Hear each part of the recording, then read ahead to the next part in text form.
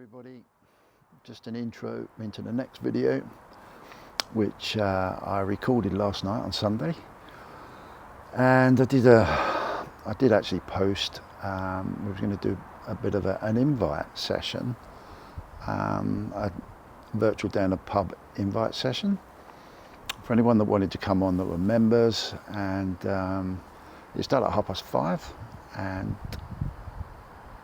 Darth Precious Metals come in, and then we're shortly joined by Kemazabi, which was a lovely surprise, and we had a great time. It was quite a long video. This is an intro into it. We talked about silver, gold. We got into some conspiracy stuff.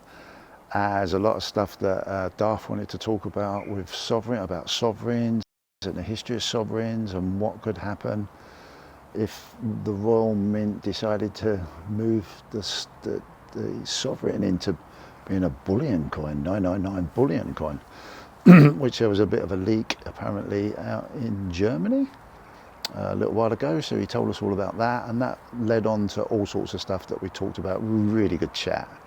Yeah, I hope you enjoyed this one. It was really cool. Loved it. Really good virtual down a pub chat, and thank you very much for them both for jumping in. It seemed like they really enjoyed it, and hopefully this is a stepping stone for more members to pop in and say hi. And yeah, it was good, really good. Had a good old chat, relaxed, bit of a giggle as well. Yeah, it was a really good evening. So yeah, anyway, sit back. It is a long one. Enjoy. There's some good alpha in there actually. Yeah, really good indeed. Take care. Bye-bye.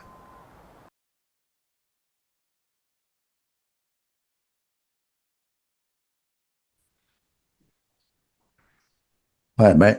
How you doing? Yes, not too bad. Hello, Great. hello. This is the first time that I put an open invite into members for a chat, so it'd be interesting to see if anyone pops in. Yeah, that would be great, wouldn't it? Yeah, for sure. Thanks for coming on, mate. Yeah, it's my pleasure. My pleasure. I Mm. always love those little chats. You know that. Yeah, I'm a bit of a sucker for talking as well, as probably most people know by now. Mm, So, dude, it's pretty horrible out there. Is it horrible where you are? it is. Yeah. It is. It's just raining, windy. You know. But it's on a positive note. It's nothing that we're not aware of. We already knew this. It's that time of the year, so hey. It is, buddy. Yeah, it is that time of year. It's annoying though, because like the sun can be shining, and then you get this horrible like wind today. And then we had a load of rain earlier on where we are. I don't know But if you it's did. perfect. It's perfect weather. Just sit inside, relax, have a coffee, have a drink, and Mm, go live on W.O.T podcast. Hey, absolutely. Well, we're kick not this. quite live. We're just recording it, but Yeah. eventually we'll once I get all my software sorted out, which is going to take a while. We'll probably be out. My computer just cannot handle too much going on with it, so we'll get there in the end. Yeah. Anyway, how you been? You been all right?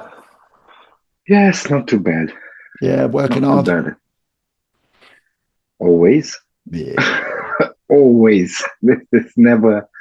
If one thing is clear, I think besides death and taxes, um, work is never enough. Sort of. It's a slog, isn't it? A slog. We had a bit of a chat the other day, didn't we? Yeah. Yeah. Pardon me. And I must admit, I can't. When was it? Because I know I had a few whiskies. A couple of days ago, I think at the beginning of the week, Yeah, yeah. Monday, Tuesday.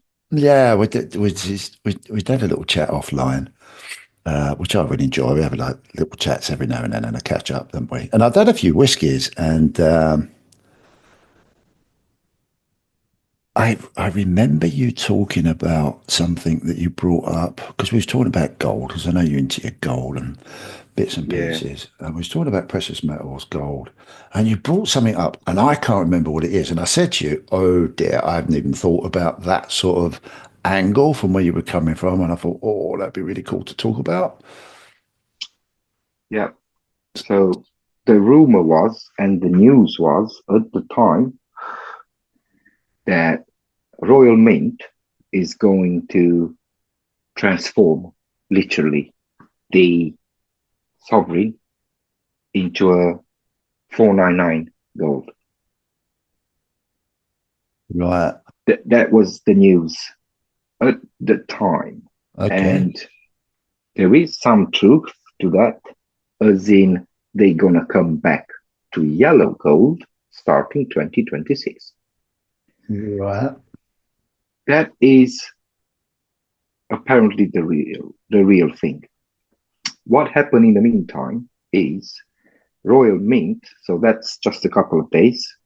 We Yep. all know Backyard Bullion being Yep. hands on, Mm. and he went back and forth with Royal Mint a couple of times. And I think yesterday or the day before yesterday, he published a formal announcement from Royal Mint that they will not,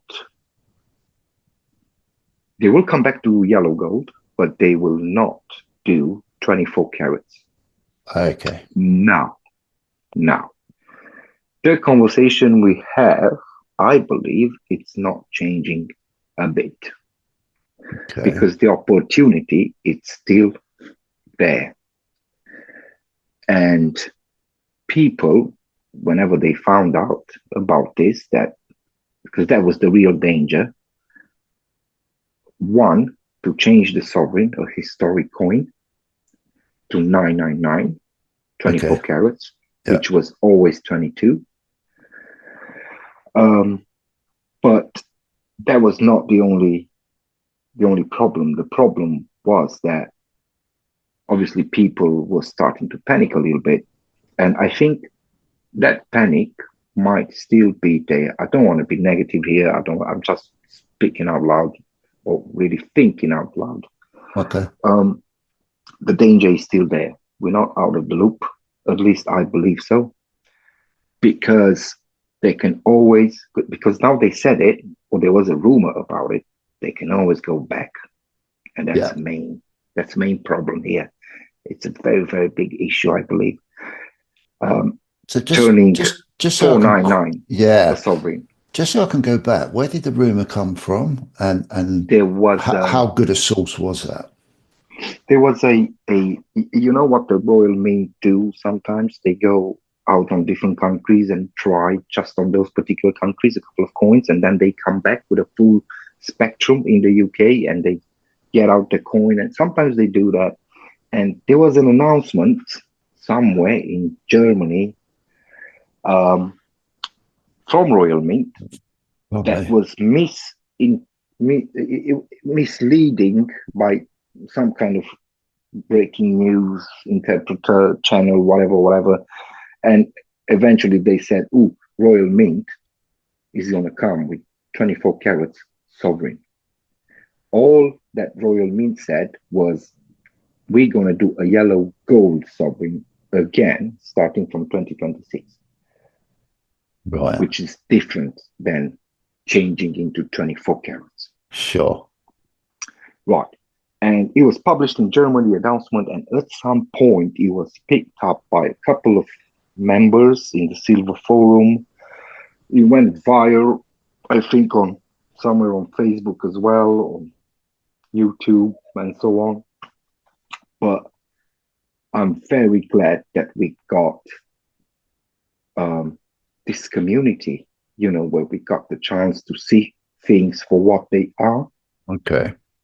And I'm very glad that Backyard Bullion went back to Royal Mint and say, okay, is this true? Is this not?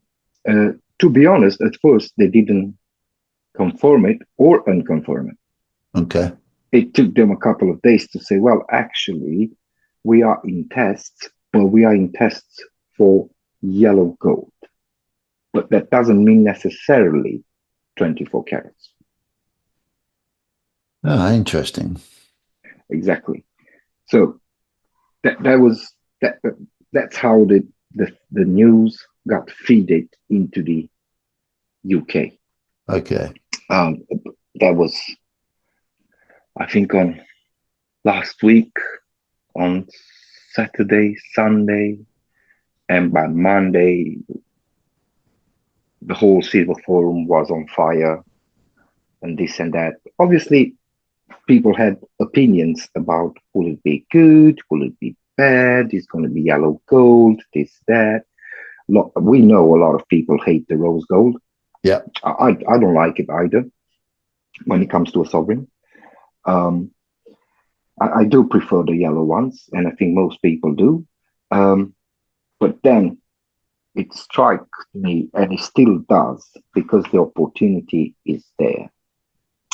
Yeah. If, God forbid, you're going to change from 22 carats to 24 carats, a sovereign, what you will do is change that historic coin into a bullion rather than anything else.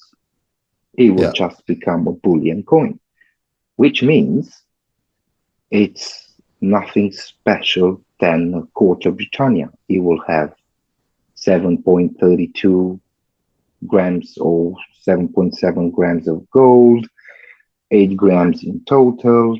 So just like a Britannia. But then for me, it meant a lot more. And if that's going to happen in the future, or I don't think it's off the table yet,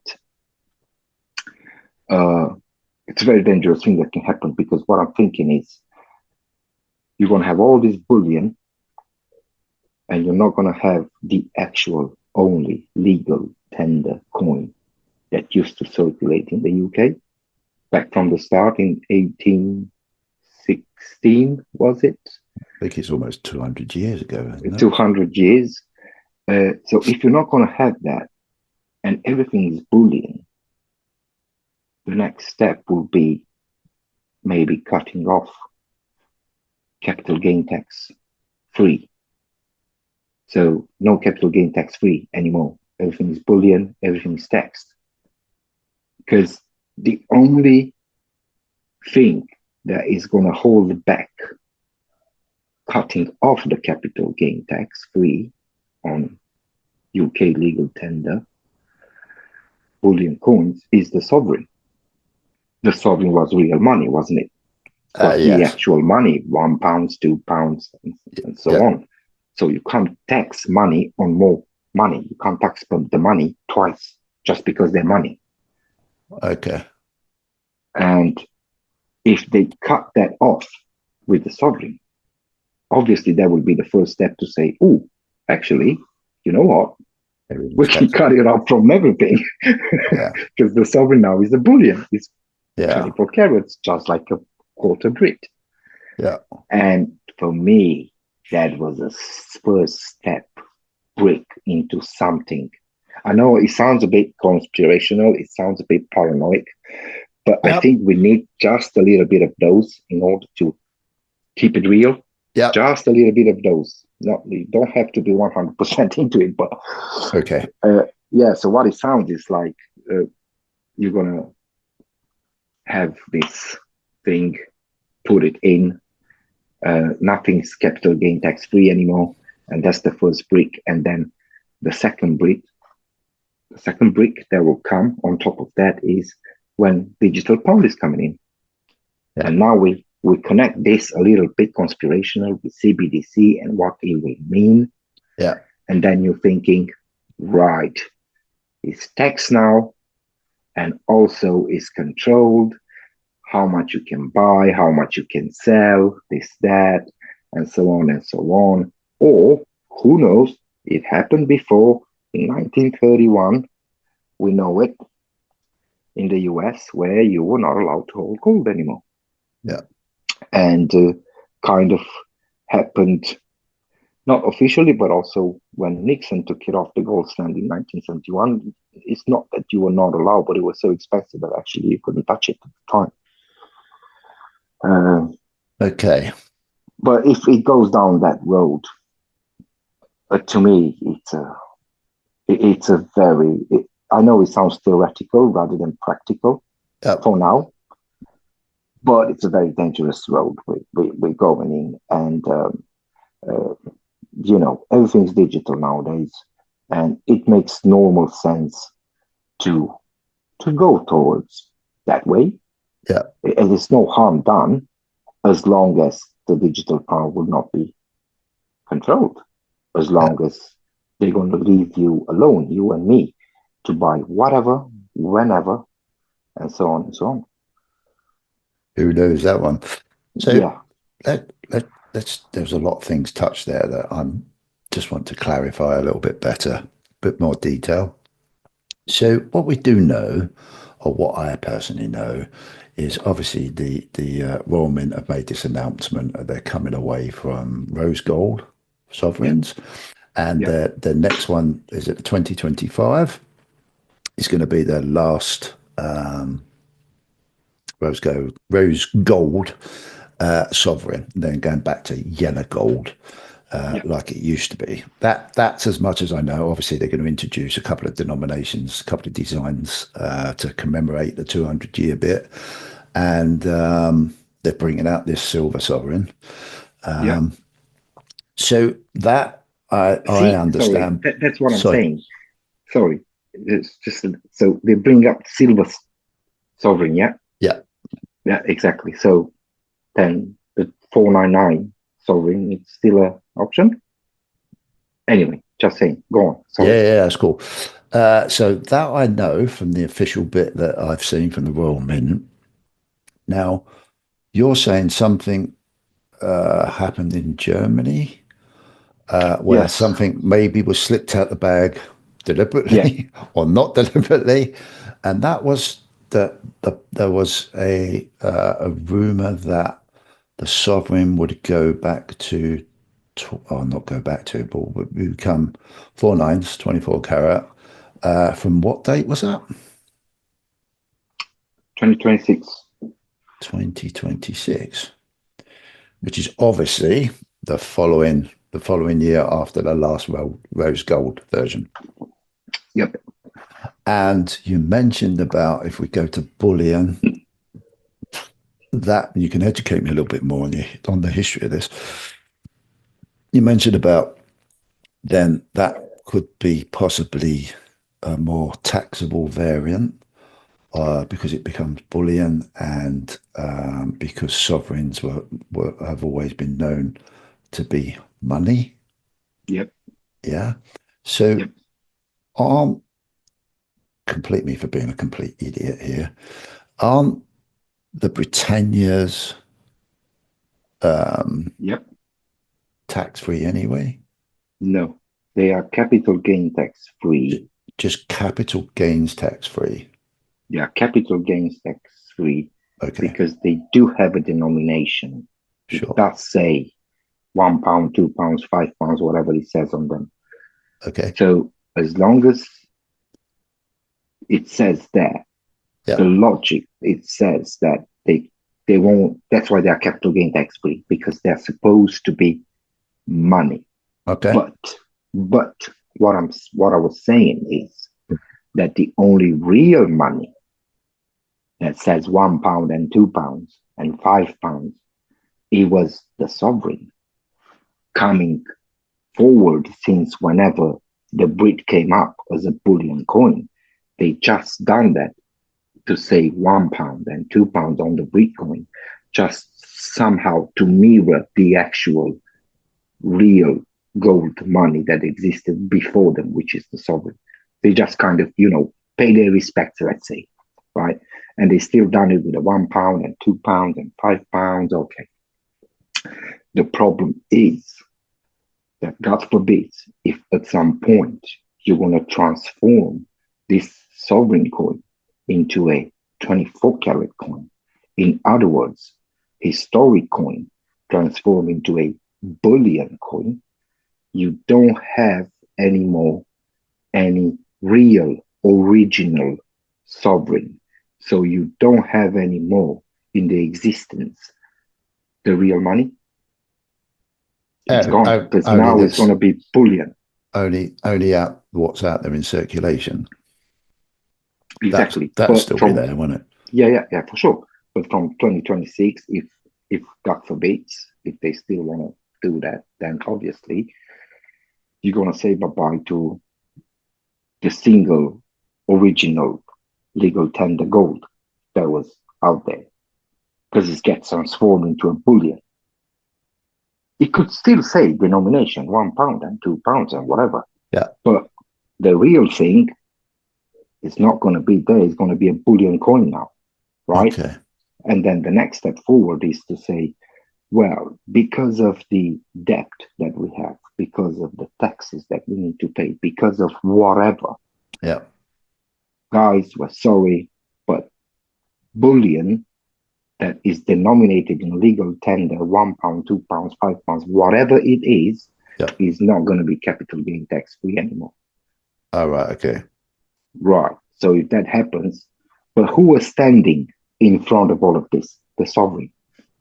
So all I'm saying is, it's very tricky. All they Yeah. need to do is to transform the sovereign into a bullion so they can say, oh, you know what? Actually, everything's bullion now. We Yeah. don't have the original legal tender gold Yeah. UK coin anymore. I don't.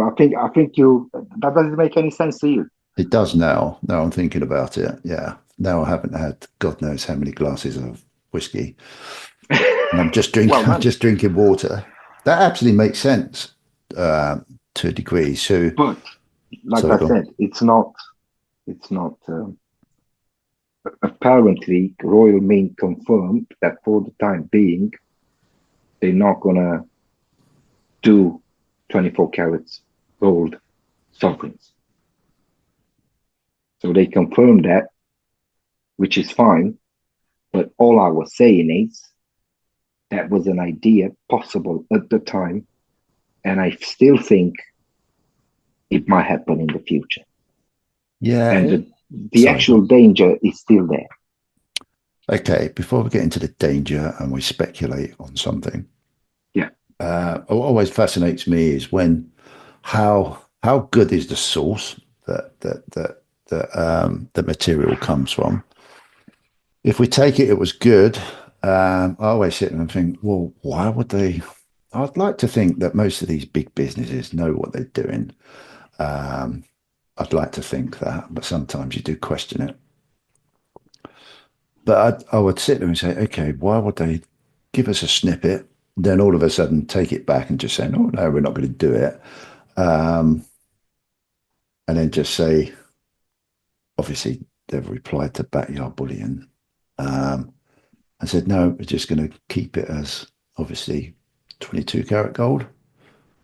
Yeah. Yeah. I can't go back on the. Uh, I'm not sure if I can. Let me see. Um, can you still hear me now? I can, Everything's mate. okay. Yeah. What are you looking Oh, for? brilliant. Oh, brilliant. Right. I'm just going to look on Silver Forum Okay. for the actual announcement. Um, but yeah, we can still have the chat going in the meantime. Um, because I'm pretty sure he was here. Uh, I know for a fact it was somewhere on a bullion company in Germany, I want to say.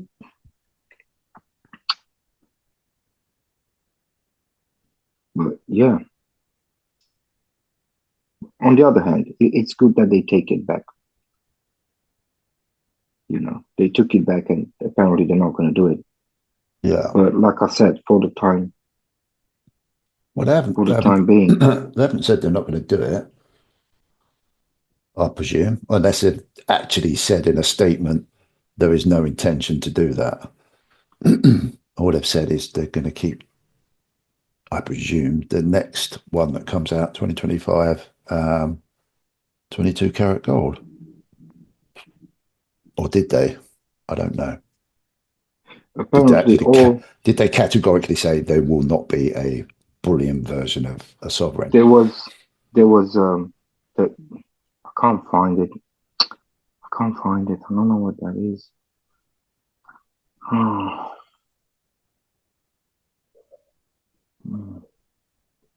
Uh, what was the confusion, I think, with that announcement in Germany from that, um, I think it was a bullion company, that they said, they just said, they didn't get into details, they just said they're going to come back to yellow gold. The sovereigns will come back to yellow gold, which is true. Yeah.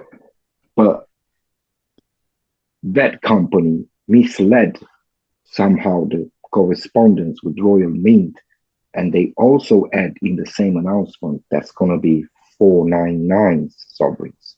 Okay. And from there on, it was just boom. What? Yeah. So maybe this company got it wrong, or they've leaked something out Possibly, that they or shouldn't they have leaked out. exactly. Yeah. Is Okay. one Cool. or the other. Is one or the other. They either misinterpret something, Yeah. or they either lead out something that they shouldn't Okay. leak out. Okay. So, but whatever the source is, Let's have a bit of fun with it then. yeah, Yeah. Let's have a bit of fun. Now, you said it's dangerous. Now, we need to obviously look at what potentially that could mean. And you mentioned about the possibility of real money, old money, being taken out, the denomination and the meaning of it being taken out of the system totally. Is that yeah, right? Yeah. yeah, yeah, So, because yeah, go on. Sorry. yeah, because I think the sovereign, I do believe it now, whatever this announcement is or whatever. I had this idea in my head for a very, very long time. I believe the only reason the UK government is not coming up to say to cancel the capital gain tax free on UK bullion coins is the sovereign, because it's the original legal tender. It's money, proper money, gold money. And as soon as he exists in the form that is been like that forever, 22 karat gold with these denominations, it will be very hard to come and say, actually, we're going to cancel capital gain tax, but only because they can't do it on the sovereign because it's real money, but only on everything else, bullion coins, besides the sovereign. They can't do that because obviously they bring down the sales for everything that is a 1/10 Britannia, quarter Britannia, 1 ounce Britannia, and so on. And they might destroy the sales because it's gonna be taxed, and Yeah. obviously everybody's gonna be looking into the sovereigns, which their prices obviously will go up if that happens. So actually, the sovereign is doing what he always has done, protecting us against a lot of things. I love the sovereign. I'm in love with him. I love it because it's not just a beautiful coin, a numismatic coin and this and that. It Yeah. actually stands by your right. Now is the only thing that stands between us and them Yeah. to cancel the capital gain tax free. Ah. Because as Hey. long as that, you know what I'm saying? Yeah. If that becomes a bullion, then they could say at some point, hey, capital gain tax free from now on is cancelled because the sovereign is not the sovereign anymore. It's just a bullion coin, 24 carats, just like the Yeah. Brit. Yeah. So he's standing, I think he strongly is standing, in front of that. And it's the implications, I think, are huge because as soon as that happens, or if it will ever happen, you know, uh, it's going to hit hard to this community for once. And the second, like I said, the next thing is going to be controlled over the digital pound and so on and so on. But that's another point. and then you won't have access to it only twice a month, or only into £1,000 as a total.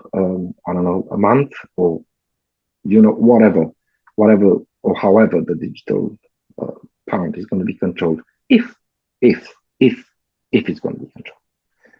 I don't want to say, oh my God, we are slaves. Well, more or less. Yeah. I don't want to go on that negative uh, pathway. But the main idea is the sovereign, as it is, because it's a historic slash numismatic coin.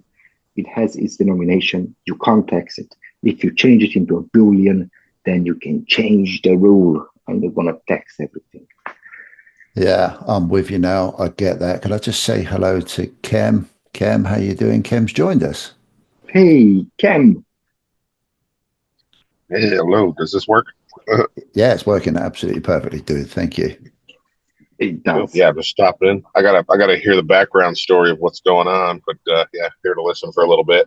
That's okay. Very briefly, I had a chat with Darth a few days ago, and unfortunately, I had a little bit too much whiskey, and but I did pick up on a few points that he'd mentioned, which I did not even know was going on, or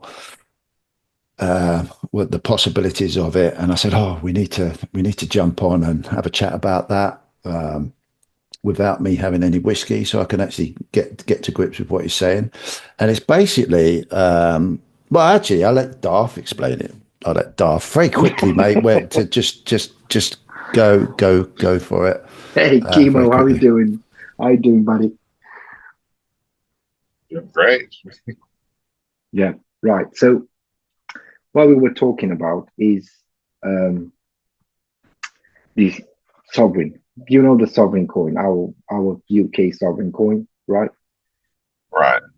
Right. So at some point, somewhere, I think it's in Germany. I think it was in Germany. There was an announcement published by Bullion Company or whatever that the sovereign, which was always legal tender, right?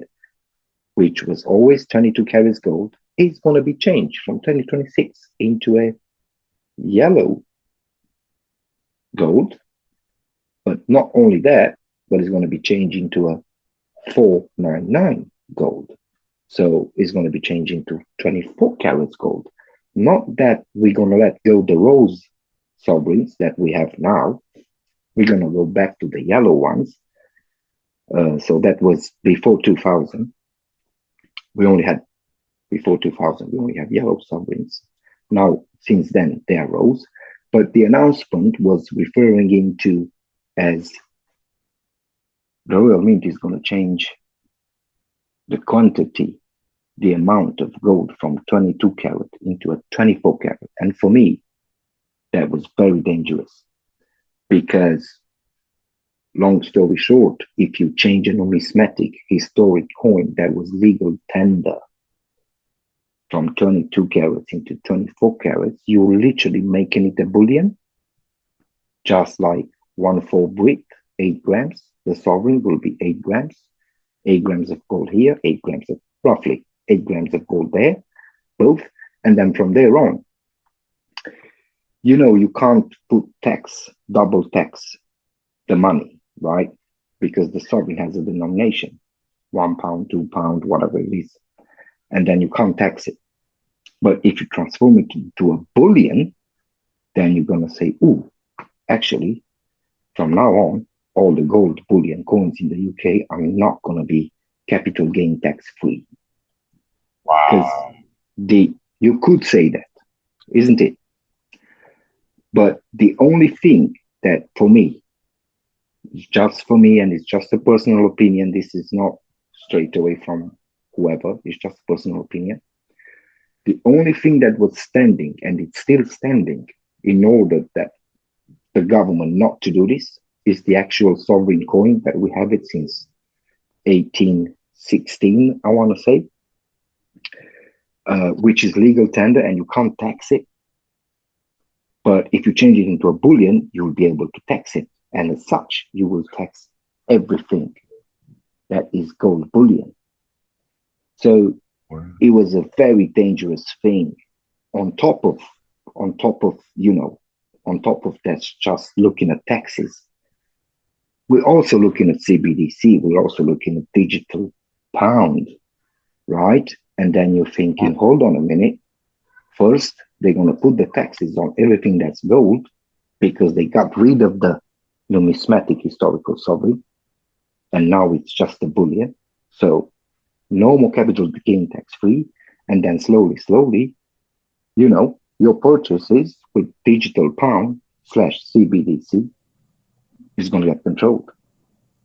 So that was the big, one of the two Does that dangers that changing it to 24 carats? Does that also debase it? Is that like, debasing the actual composition of your 999 fine gold?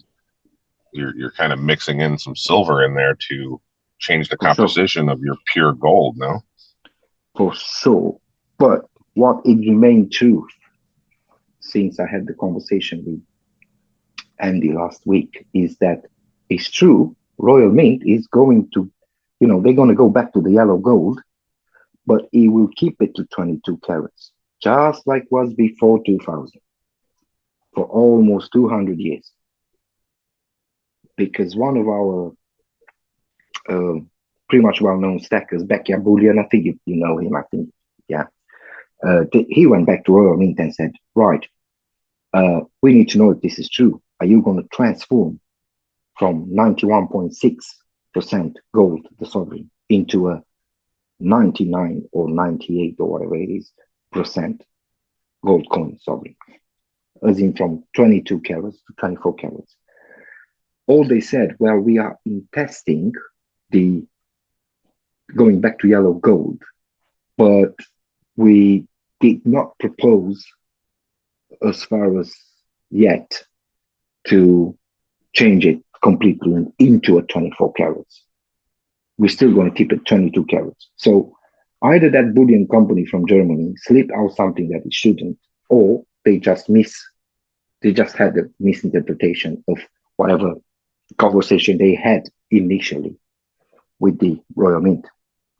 Because that But announcement was they're made. still changing something. Anytime that They these are changing, agencies change something, it can't be good. pretty much. And that was my assumption. I was thinking, okay, it goes back to yellow, which is good. Most people love it. You know, that's not a problem. I love it. I don't like the rose gold sovereigns. And it would be great if they could go. And apparently they will go. 2025 is going to be the last year of the rose gold sovereign. So from 2026, we're going to go back to yellow. That's fine. That says to me is going to add more silver to that 8-9% into the gold coin, which is fine. But the danger here was to just get a proper numismatic coin, let's say like the pre-1933 coronet head, right? What you guys have in the US. Yeah. Right? Let's make that 24 carats straight away and then just tax it because it's not legal tender anymore. You know, A few implications there. You might have silver going up in value because of the idea of mixing it into, there you go. and then it comes back to the monetary thing, but it also should devalue the gold a little bit. So then the gold and silver ratio comes a little more into balance. Exactly. But yeah, who benefits from this? Well, changing this over? Yeah, and I'm wondering who benefits and how do they benefit? That's kind of what you have to look at. Where's the money flowing? Yeah, this is where we sort of got to before you got in. I mean, obviously now we can only speculate. Was it a mistake? Did this bullion company misread whatever the Royal Mint was telling them over in Germany, or did they release something that maybe they shouldn't have done? And what makes it interesting is the timing of it all to me, like 2026, 2027. We speak about what's going on in the financial world. And I didn't know, Ken, what the historical side of what the sovereign really stood for. So that's, I've been well educated. So I just said to Darth, let's look at, all we could do is maybe speculate a little bit now, but look at what this could actually mean from Darth's point of view. Yeah, now I'm just thinking about it. I'm gonna have to give this some thought. I don't know. This is new information for me. It is for me too. It does have a lot of implications, doesn't it? You're thinking, no, it's not very important. It's not a big thing. We're just going to change it from the rose back to yellow, which it shouldn't matter. But the fact that you're using again silver, right, to make the sovereign, you're going to have to use a lot of silver perhaps at some point because you're going to, I don't know how many you're going to mint a year and this and that. And just like Chemo says, that means silver going up in price and then changing the ratio, gold to silver and this and that, and control it at some point because you're going to have the opportunity to tax it, just like a bullion coin, because it's not a historic numerical coin that represents money, that it was money. That was money back in the day. Victorian times, you would go out, £2 sovereign. Bam, you had to get change for that. That was the money. And purely just because of that, if you transform that into a bullion, on top of the fact that you get the chance to tax everything that is out there bullion from now on, it gets a little bit easier control as well with the digital pound and CBDC and so on. And you're changing the gold to silver ratio. And from there on, you can change the face of how the bullion companies are going to do things. And the implications would be huge.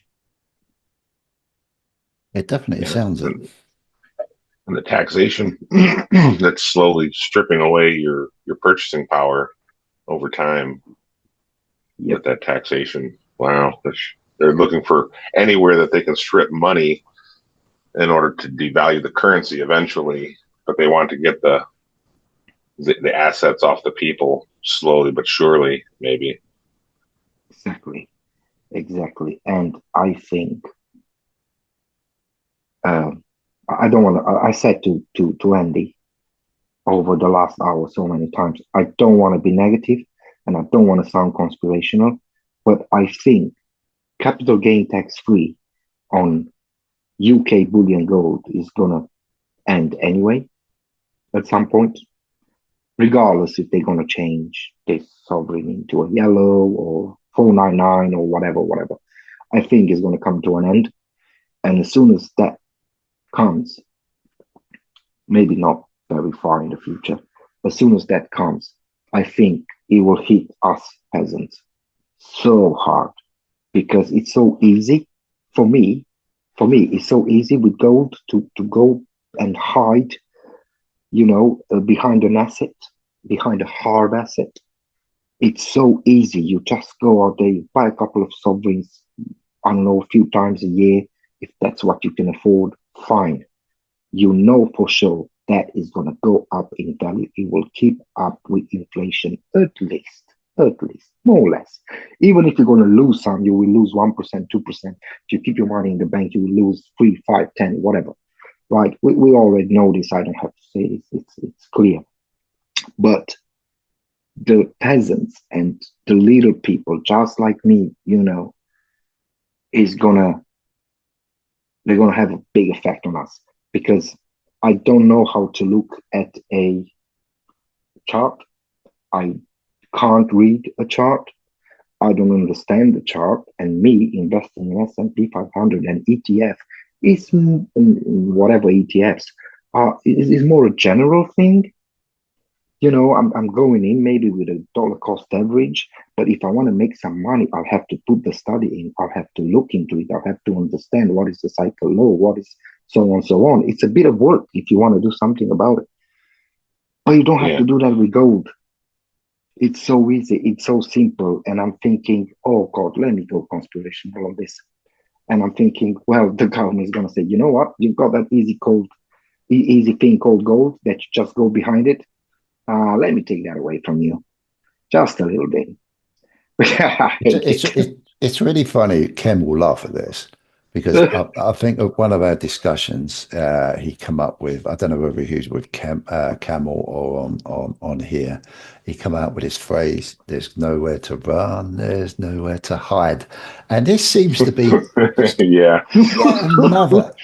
yet another thing that potentially slowly starts to get raised away from it secretly behind closed doors, just a way of just getting everything that we've been used to out to reintroduce something new. I don't Is want that to. part of the introduction? I'm just thinking of gold has been, the safe haven over the long stretch. So that incentivizes people to hold gold just to keep their purchasing power. Like gold will buy the same amount of stuff that it bought 100 years ago or even 1,000 years ago. And if they are able to introduce this taxation, like you're saying, it just slowly strips that away. It'll change the thinking behind holding precious metals for the long term. It might trade. It might turn it into more of a trading instrument and kind of do the same thing they're doing with Bitcoin and crypto, where they're like turning it into the mindset is I want to make more dollars. I want to trade this up and down because it's so volatile. So maybe they want to add volatility to the precious metals market just to get it to move up and down to get people to think I need to make more dollars. So I need to sell some gold, buy some back at the lows and, try to make more to incentivize people to do that, which 90% of people are not really good at that. So, and it outstrips them even more. And then you tax the transactions on top of that. It's all just my mind automatically goes to the conspiracies of what the heck they're doing. Yeah. The thing is, the more you think about it, it's just not really a conspiracy anymore, is it? It's the truth now, yeah. It makes logical sense. I mean, I'm not really well versed and educated in a lot of things, but I try and break it down really logically and try and see possibility from logic. And I often try to put myself, if I was trying to do something about whatever from a different point of view, I try and think that way. And then you start to cross some T's and dot some I's and think to yourself, yeah, I get it, I see it, and I think I'm beginning to learn that sometimes there's no great time horizon. Things don't have to be done overnight. They can be changed, and when you're dealing with changing peasant mentality, you can change it over time quite easily. I mean, this is how possibly they this is just another thing that just makes sense. Just makes sense. It's another thing that I read recently, and I'm pretty sure Kimo will know a lot better than I do about this. But apparently, we still have hope. We still have hope, even if they're gonna tax the gold completely. Um, we still have some hope because apparently, in any investment portfolio you're looking, generally speaking, within the general population, it used to be until 1971, and we know why, about 2%. Apparently now it's just 0.5. If you look at not big investors, obviously, if you look at general population, apparently the data says that people actually are not investing in gold that much. We're looking at 0.5. Oh, but I'm not sure. I'm not sure how accurate is that. But that means for me that we're still going to get a couple of years, maybe, to buy capital gain tax free gold. So, because I'm guessing the government will not won't tax this until you know, they see, oh, hold on a minute, 2, 3, 4, 5% of people are going into gold, more and more are going into gold. I have to make some money, and also I don't want them to, hide comfortably behind a hard asset. But I don't know if that's the case. It might be. What about like registration? Like people having to register what they do own on this CBDC digital ledger, and then once they know where the gold is, then they can start really taxing it. For and sure. like not pull too many feathers until they know where it is. Then they go after it. That can happen easily, I guess. I mean, because once you get a digital uh, currency, in our case being a digital pound, right? It's going to be so easy. It's going to be so easy. You might be right, actually. They're just going to sit down for a year or two and actually see where the gold is going and see how much people have this habit. But because I know, and again, Kimo might know this better than me. I think year on year, S&P 500 grew up 26% or something like that. The gold is went up 40%. So more and more people are looking into gold. Not because I'm not saying gold is better than S&P 500. All I'm saying is easier. It is the easy way just to, So maybe they will stand back, the government, after the digital pound comes in and say, right, let me look at this. Let's see who's buying, what's buying, how much is buying. Right, guys, starting next year, be prepared. No capital gain tax free in the UK on gold. Done. Finished. That can be so easily done. But under the motivation that UK has, I don't know, 3 trillion to pay to whatever, and we are in big debt, and you need to be a patriot, and you need to come and help us and your country to, get out of debt. So we've been there before. We know what happened with gold back in the US in the 1930s or whenever it was taken off the market because there were problems. So, but yeah, it's not very hard to imagine. I'm feeling like it's right there at my door. It's coming, rather than, oh, this is so far away in time. I don't think so. Very good point. I'll let Kimo respond to that. I just need to go to the lavatory, so I'll be back in a second. Yeah.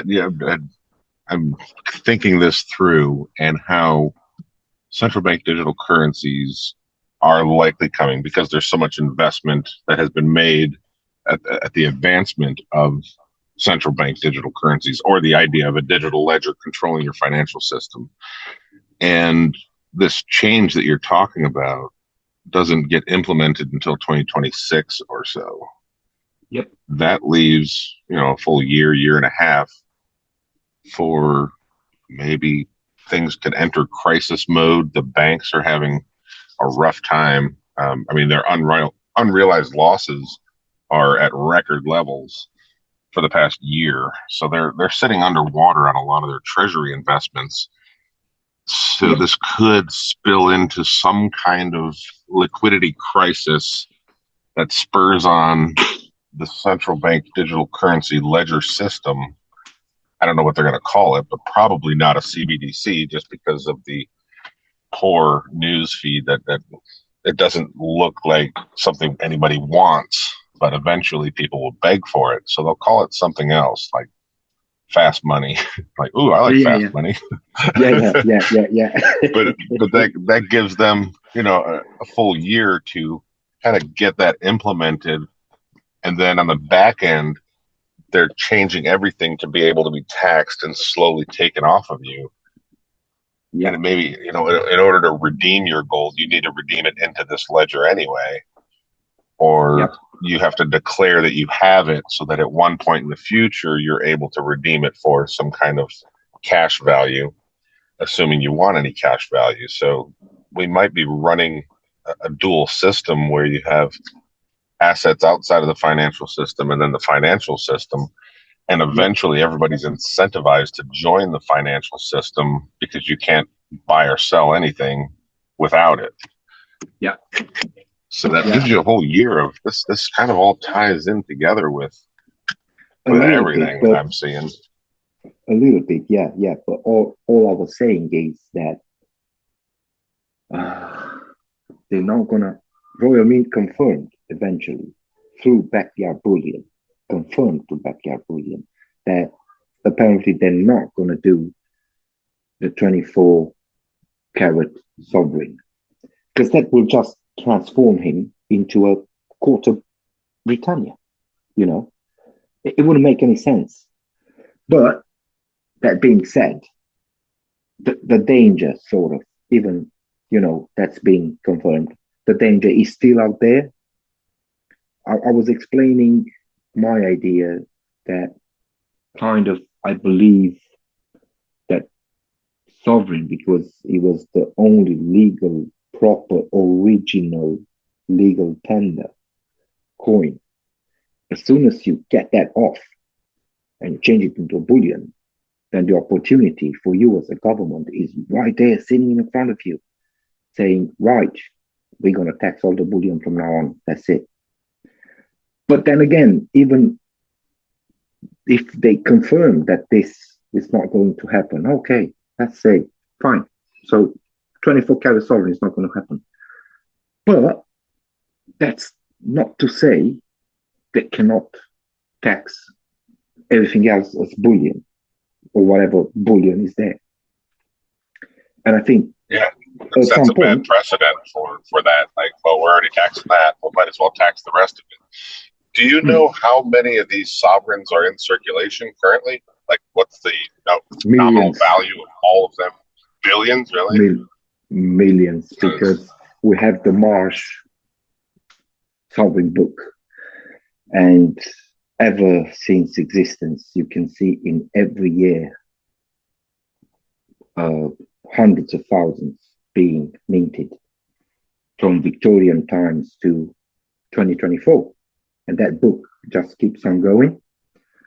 So we're looking at sometimes 1,500,000 for, I don't know, George the Fifth in 1910, 1911, or something like that. But we're looking at 300,000 minted with, I don't know, Victoria, 1876, let's say, right? And stuff like that. So some of them were minted a couple of hundreds of thousands. Some of them, they only minted 10,000. Some of them were minted like more than 1 million, and so on and so on. But I'm pretty sure, because it's a numismatic coin and it was here in the UK for more than 200 years, more than 200 years, we're looking at millions. So that's quite a lot. Obviously, a lot got, I don't know, lost, disappeared, and this and that. But there are, I know for a fact, people are looking for, isn't it, Andy, for different mints, for different letters down the sovereign. You know, if you have a P, if you have a C, if you have an S, as in Perth Mint, as in Sydney Mint, as in there's one from Canada, I think, which is quite rare. If you get that back in the day with a Victoria head, it's quite a bit more than, Yeah, I believe so. I'm just trying to find out that information that Ken was asking. So bear with me 1 second.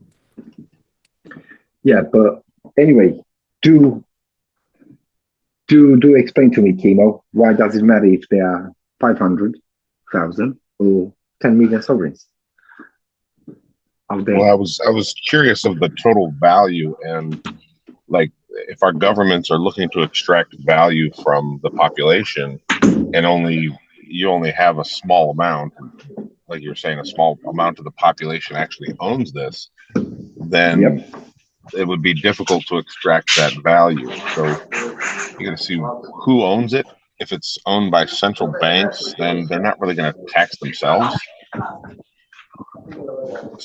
But if there's a Yep. lot of them out there and there's a lot of them held by your average person, then yeah, why not tax them? And especially when they're trading them or transferring them to other parties, then tax that as much as possible. And the Yep. central banks will just pay the tax, and it's for their greater good.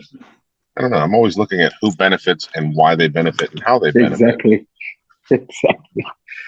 Yeah, I think there's a lot of sovereigns out there, and but it's not just taxing the sovereigns, you know, if they're gonna transform it. Apparently they're not, so that's out. Okay, but the amount of bullion that exists in the UK alone, right?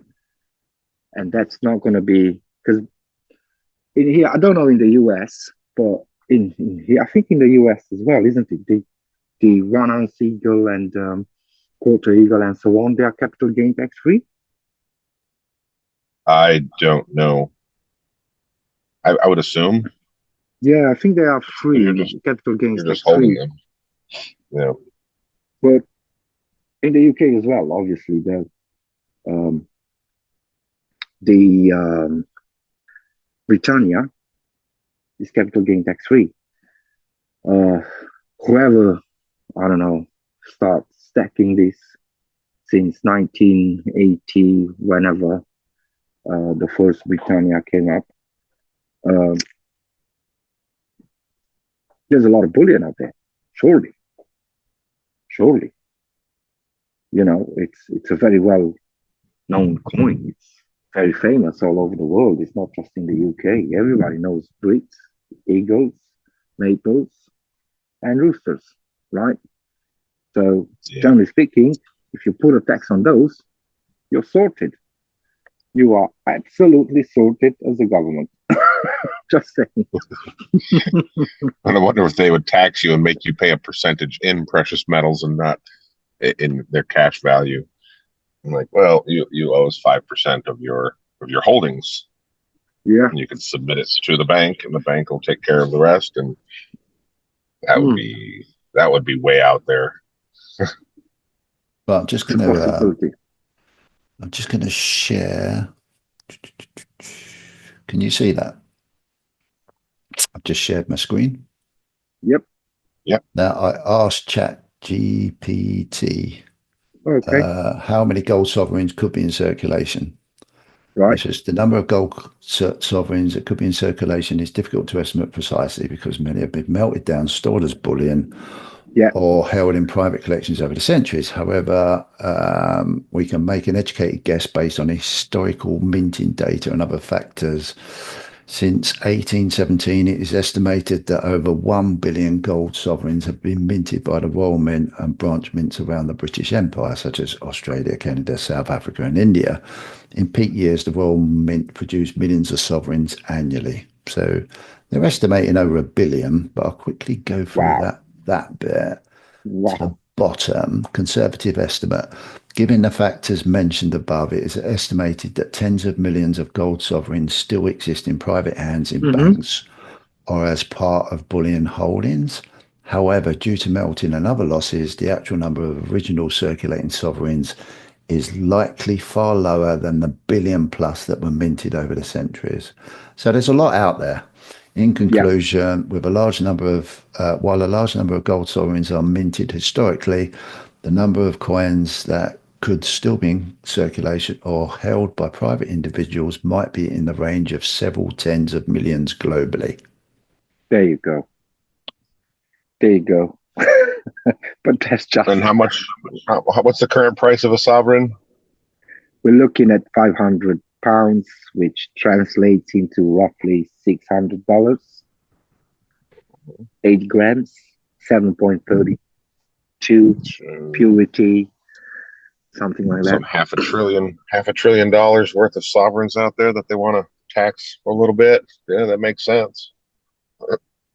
Well, like I said, luckily we had backyard bullion here who Royal Mint confirmed to him that we're not gonna change it to 999 or 49 gold coin, the sovereign. But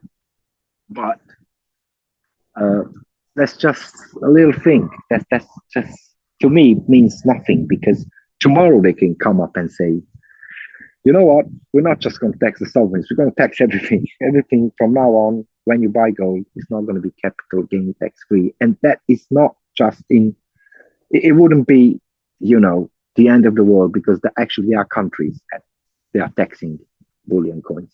So it's already out there to some countries. I know that for a fact. I wouldn't know from the top of my head, but there are countries that are taxing the gold. So, I mean, look at the bars. The bars, you have to pay capital gain tax free. Sorry, capital gain taxes on the bars, for sure, in the UK. That's done. So a long time ago, that is not capital gain tax free. When you own a bar of gold, when you sell it, I think it's, I don't know, 16%, 18%, whatever it is, you have to pay to the government. So, but yeah, from your gains from that, sorry, not on the whole price of whatever you sold, from whatever your gain was from selling that. Okay, but that's with bars. But it's been always like that with bars, I want to say. Anyway, that can come to bullion coins as well. It's not a problem. Yeah, and they're just proposing these ideas. That means somebody has this idea that we have money locked up that we can go get. There you go. So we should have more and more proposals like this that are probably going to be coming in, especially if there's a severe price rise in gold and silver. If it does go up in value quite substantially, that's a threat to the currency. Then you have that patriotic thing that you were talking about, where the gold and silver holders are now speculating against our currency. We have to stop them.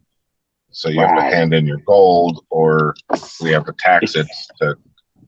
It's so easy, isn't it? It's a slippery slope there, and it slides down fast.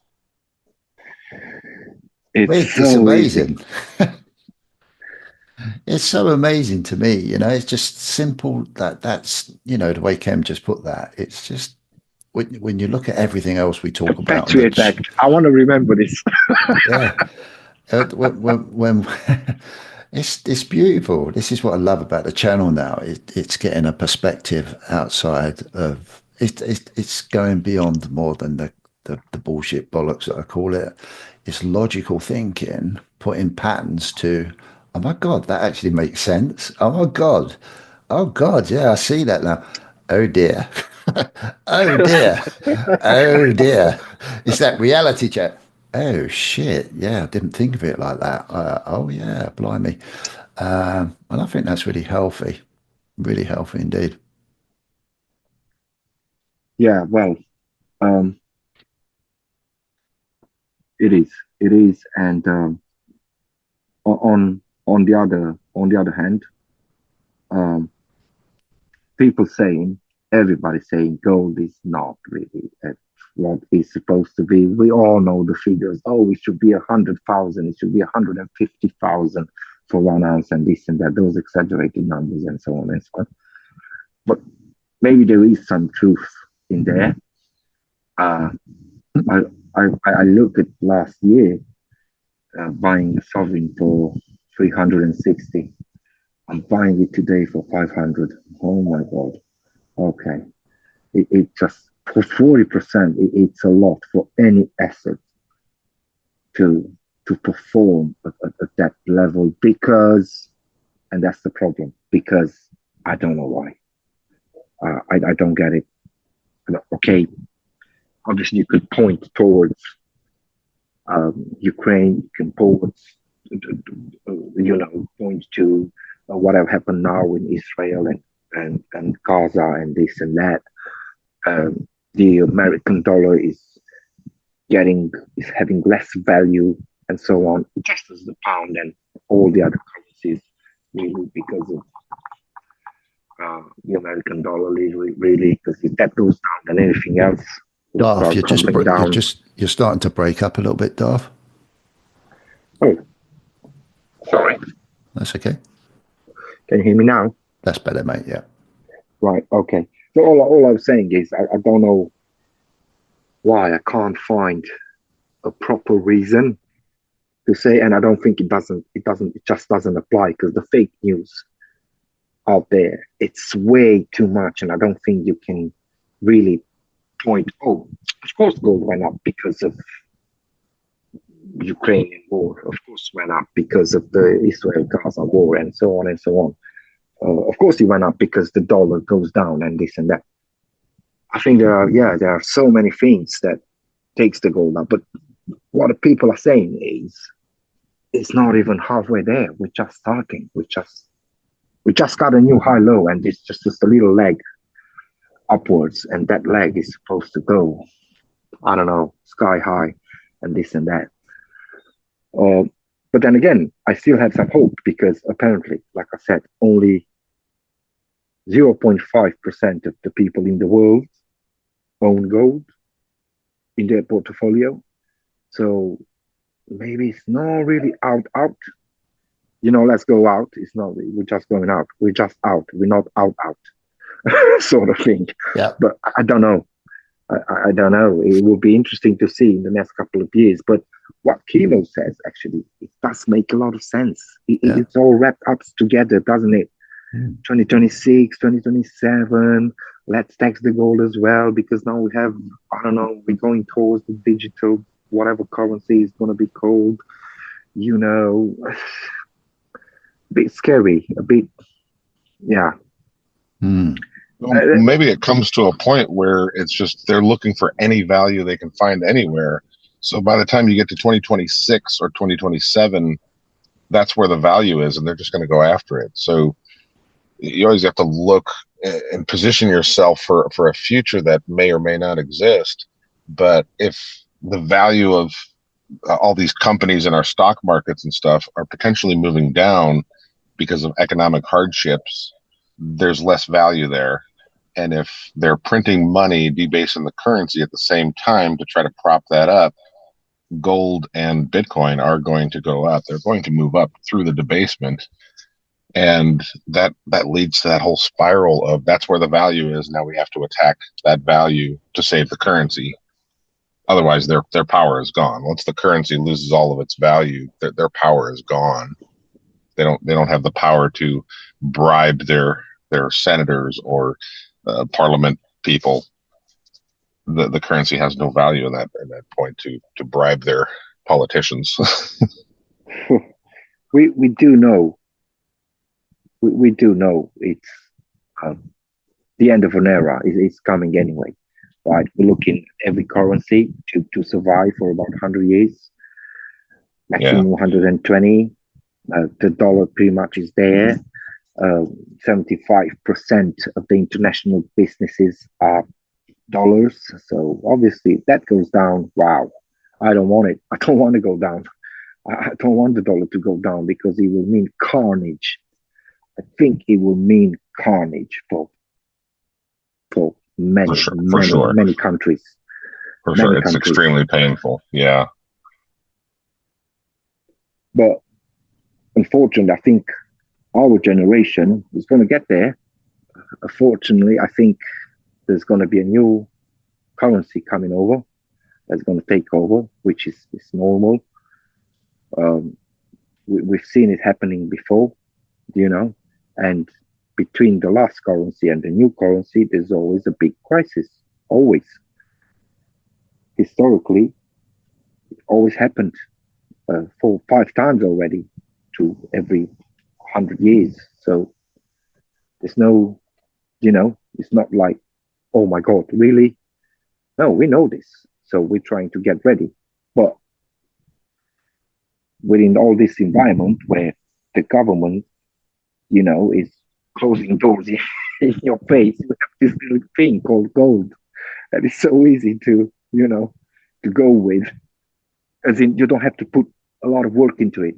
It's really very hard to buy it because it's expensive, and you really have to be disciplined, and you really have to,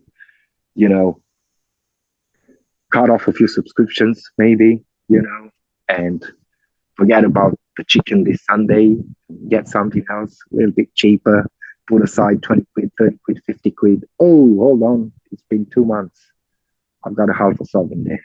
Well done. Let's get it. That's all you need to do. Just save some money and get the gold. It's so easy. You don't have to put a lot of intellectual work into it. You don't have to work for it like it's with, markets and this and that. Yeah, So if once they're going to take you that know, away, but they have to. Well, people have to realize that their money is getting debased at the certain rate before they realize, oh, all I have to do is take this purchasing power I have and put it into a shiny rock, and it preserves it. So more and more people are coming to realize that, but we're still a very small percentage of the population, probably 5% to 10% of people realize that there is somewhere to go with your purchasing power, such as gold, silver, Bitcoin. Um, but once everybody starts to realize that, then the jig is up, and I think it's all going to be attacked pretty hard, um, with that's it. potentially banning energy. So I've been thinking about the energy lately, and potentially having an energy crisis of some sort because of that AI and all the computer networks and the servers. They require a lot Yep. of energy. So that Yeah. is going to be a hindrance for Bitcoin because Bitcoin requires energy. So there's going to be fighting over that energy. I don't know how gold and silver may respond to that and maybe outperform, or they also fall subject to energy demands to process the gold. I'm not too versed on that, but Bitcoin is very easily energy dependent. So we Well, could be facing some kind of energy crisis that kind of sends things all wishy-washy. I don't know. Just a thought. It's a yeah, real, it's you're a right. real tough one because I I struggle sometimes to work out why am I so concerned? And then I sit there and I say, is it purely because I'm invested in protecting my wealth and I've invested into certain aspects of trying to protect that time and energy. So could I become a little bit more paranoid than the normal person that hasn't got a clue? Yes, possibly.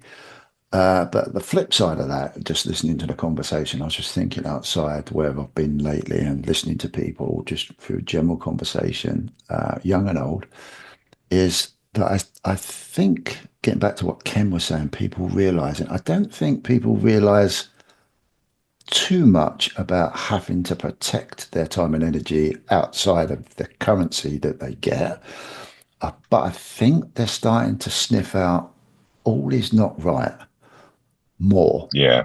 I think that's coming to fruition from the baby boomer people that I speak to. I'm partly a part of that.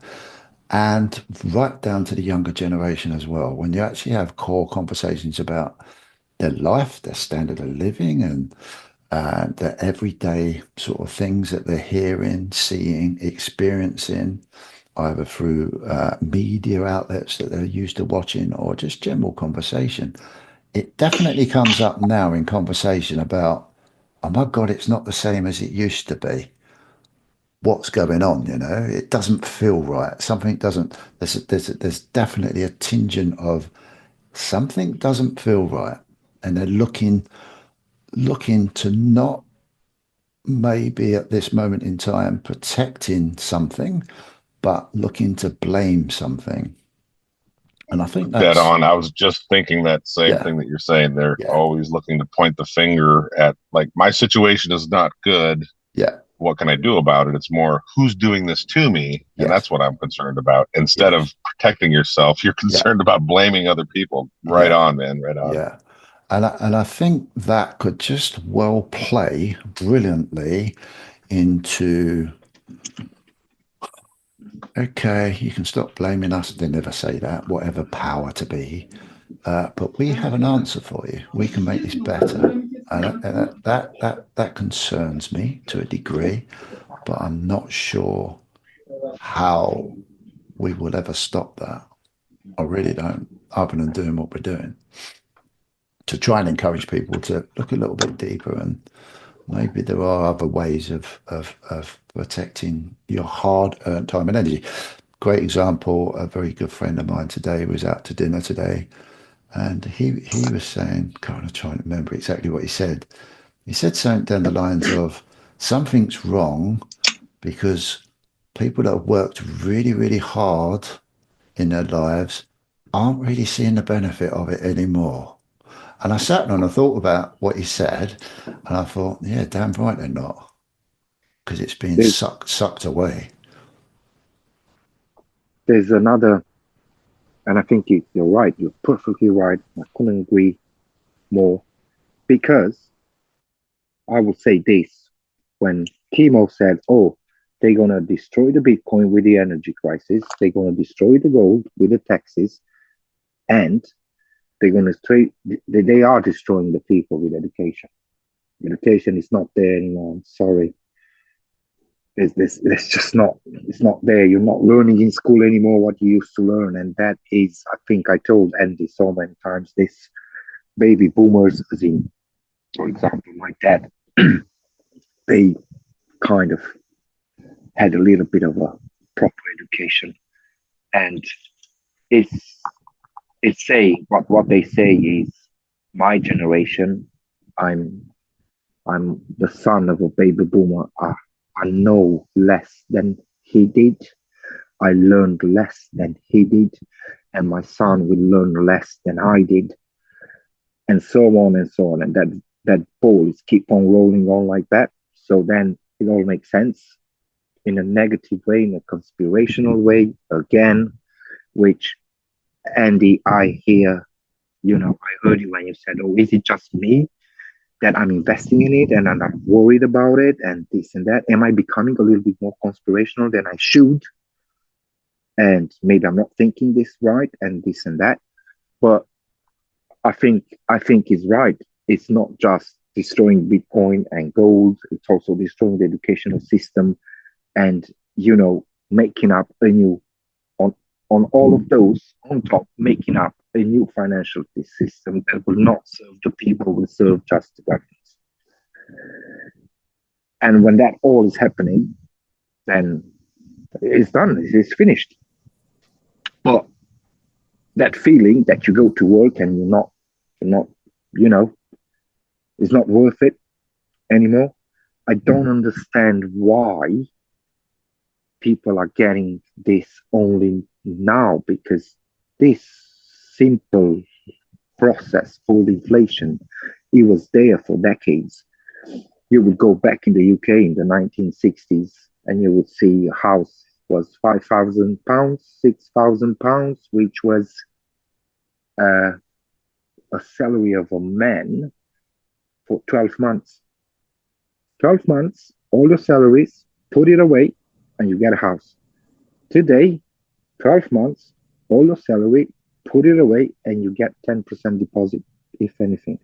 If you're lucky.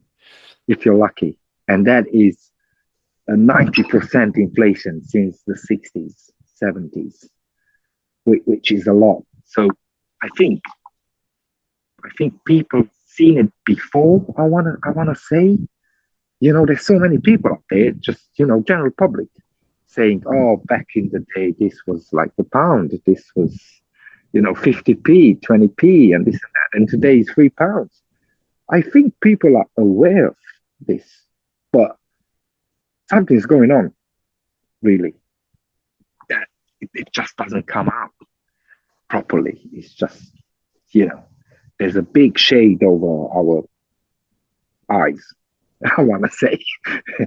Well, they keep it all confusing. Like even the tax code, the taxes are so confusing. It's like, this line means this line means this. Fill out this 3-4 pages just to do your personal taxes for the average individual. Then you get into business taxes that are, they could be 50 pages or something like that. And it's all just meant to be hoops that you have to jump through, and nobody understands it. Like even tax professionals be like, "Yeah, I know how to do it, but does it all make sense?" No, not necessarily. But back to the point: is it only like precious metal holders because they've invested in precious metals that they see the conspiracies or whatnot. And think about the prepper community, people that just hoard food and supplies for an eventual apocalypse. Those influencers that I see on YouTube and Twitter, they find any reason out there for it's all about to collapse. This is it. And you'll see it every Yep. week, constantly, over and over. I don't see the same thing with precious metal people. Precious metals people tend to say, yes, I own gold, I own silver, but it's that investment that I don't want it to raise in value, because if it does, that means bad things are coming. Whereas the prepper community is like, I'm ready. My bags are packed. We're all about to fall apart, doom and gloom at all times.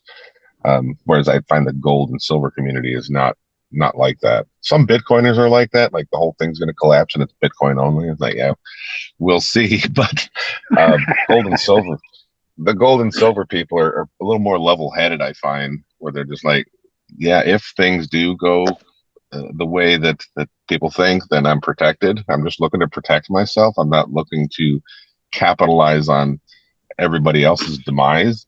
I'm just trying to make sure me and my family's okay. Whereas a lot of other people, the prepper communities, and even a lot of Bitcoin people, they are looking to capitalize and profit from the demise of others. Yep. That's nicely put. To be fair, but I would still say, personally, I would still say that there's still within, dare I say it, within in the community that I've experienced with precious metals, there's still a portion of naivety in there. In what I mean by that, possibly without sounding an arrogant old bastard, is yeah, which I probably am.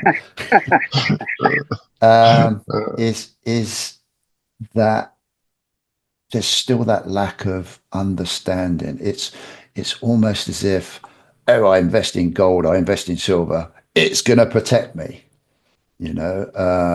And I think that can be a little bit dangerous to just think that, because I'm not sure what can totally protect, and what is it protecting you from? Do you understand? And the words "it will protect me," do you actually understand what that means? Now, is that just what most people will say historically, because everyone else repeats it over time? Oh, it protects me from inflation. Yeah, fine, but maybe not. I don't know. Um, but there's this bandwagon idea that, oh, I've got a big gold, I'm okay, without really looking at the deeper implications of what is really the implications of looking after your time and energy. And yeah, have you done everything that you can to understand why you're doing it? Am I wasting my time? And I'm not wasting my time. I know that there's no easy answer, and I know I'm not in charge of the elite money system, but I do feel that we're still at a stage where people just do jump on a bandwagon sometimes and think they're doing the right thing without really following it through and really understanding the whole mentality of the system, really, which is I hardly know anything, but I know a little bit more than what I did. Yeah, I don't know whether that makes sense or not, or I'm just being It's an like you're going old into fart. a cult, like a cult status. Like you have that Discord that you go into. Yep, Stacker Social, I think it's yep, called. yep, Yep. And it's cult like you have a lot of people that are like minded, that are all thinking, oh, precious metals is the way to go because of da da da da da, and you all have the same aligned vision. The way that I always put it, like I said last time we were at the pub, is it's for the opportunity, or for the potential to protect yourself. yep. It's like a trade setup, like anything else in life. You're setting yourself up to um, you're setting yourself up to protect yourself, but you have a stop loss. Once gold no longer has the properties that it has had for the past 10,000 years, your investment thesis is gone different. that's not likely to change. So, you keep holding it because it has the same properties, monetary or physical, that it's had for 10,000 years until that changes. You have the trade set up to potentially protect yourself. It's not a guarantee. Nothing is. Because like we've been saying, they change the rules to suit their needs whenever they need to strip you of your assets or gather as much of the real estate or gold or Bitcoin or whatever. They gather it up so that they can debase their currency. So they can change the rules and say you need to submit half of your gold holdings after they register it all, or they tax it like we're kind of saying here, is like slowly leech it off you 5% at a time, as it goes up in value. So your purchasing power kind of stays the same with your holdings. You're still holding the same purchasing power, but you're not capitalizing on it. So you're protecting yourself, but not benefiting from holding the gold, other than protecting yourself. Yeah. If that makes sense. Yeah, it does. With that, I think we are in a financial system where actually, if you can protect yourself um, from inflation, I think you're good. I think you're spot on, because in this financial system where people are making loads of money, millions, just from moving money from bank account to one bank account, it's so, printing is just there all the time. They stopped printing for a while now, but actually it's still there. The inflation still goes up, even they haven't touched the button yet. They will, I'm sure of it, but because they still need to throw down the can down the road a little bit all over. But within this system, I think if you get something that at least it will, preserve your buying power, it's still something. I'm not sure if this is true or not, but okay, maybe there was cherry picked times when people analyzed S&P 500 on YouTube and this and that, and they said, well, actually, it didn't went up 20, 30, 40%, whatever. It just, it just stood there, actually. It just preserved your buying power all over these 10 years of investment, which might be true, might not, but I'm pretty much seeing this over and over and over again with gold, houses, markets.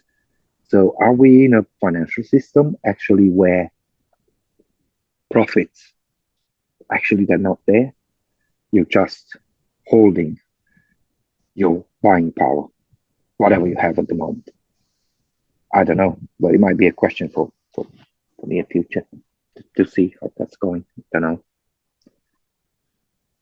Well, I think it's all trying to put you on the treadmill so that you can't advance yourself through taxation, through devaluation of your purchasing power. That all kind of puts us into the slavery system where we're all trying to get ahead. A lot of the times people are stepping on each other to try to get ahead, and it just keeps everybody down. So, yeah, it is a rat race. You continue to push and push and try to benefit in society. And the whole thing is kind of rigged to make sure that doesn't happen. That's the way I kind of see it. So are you just protecting yourself? Do you have the illusion that you're protecting yourself when they're getting you in a way that you're not seeing? Like yeah, holding the precious metals, and then they're going to change the rules, or through taxation, change the composition of your precious metals so they're no longer precious. yeah. We all believe, I think, all the community in gold, silver, Bitcoin, preppers as well. I think we are aware that whenever they're going to do the big change, whenever that reset is coming, I think we all know they're going to come up with some kind of bollocks that we just never thought about it at all. We're going to be always so surprised. And you might be facing a situation where your S&P, your houses holdings, your gold, your silver, it will mean, God forbid, not that much anymore. But leaving that aside, we got to do the right thing. We got to stay on the light side, right? We can't go on the dark side. We need to fight this as much as we can. And these type of conversations that we're having right now, it gets out there, right? So at least we're fighting the good fight here. You know, this is what we know. This is what we know: gold, silver, property, ETFs, and so on. We're trying to do something here, and let people know that, look, guys, it's not okay. The government is trying to put you inside a fence and make you go around that fence 3 times a day and this and that, trying to control you maybe a little bit more than it should. So on the other hand, you know what? We're getting this outside. It's fine. It's fine. We're doing That something. fence might be the invisible fence. I just envisioned a dog that has that invisible fence system. He'll go right to the edge of the yard and won't go beyond it, but doesn't know why. He just gets smacked back in as soon as he tries to exit the system. He kind of gets smacked back in with that doggy collar, and your collar is basically chasing benefit in the financial system. That's what keeps you looped in. You're looking to. Usually, most people are looking to gain more cash value for their things, whether it be the pound or the U.S. dollar. That's the collar that entraps people to keep them back in the system. It incentivizes that. So a lot of people may be buying precious metals because it's going to go up in value, and they look to offload some and buy it cheaper later on. They want to trade it up and down. It might be incentivized to trade, like I was saying earlier. You might be incentivized to trade to get in and out, just to keep you in the rat race.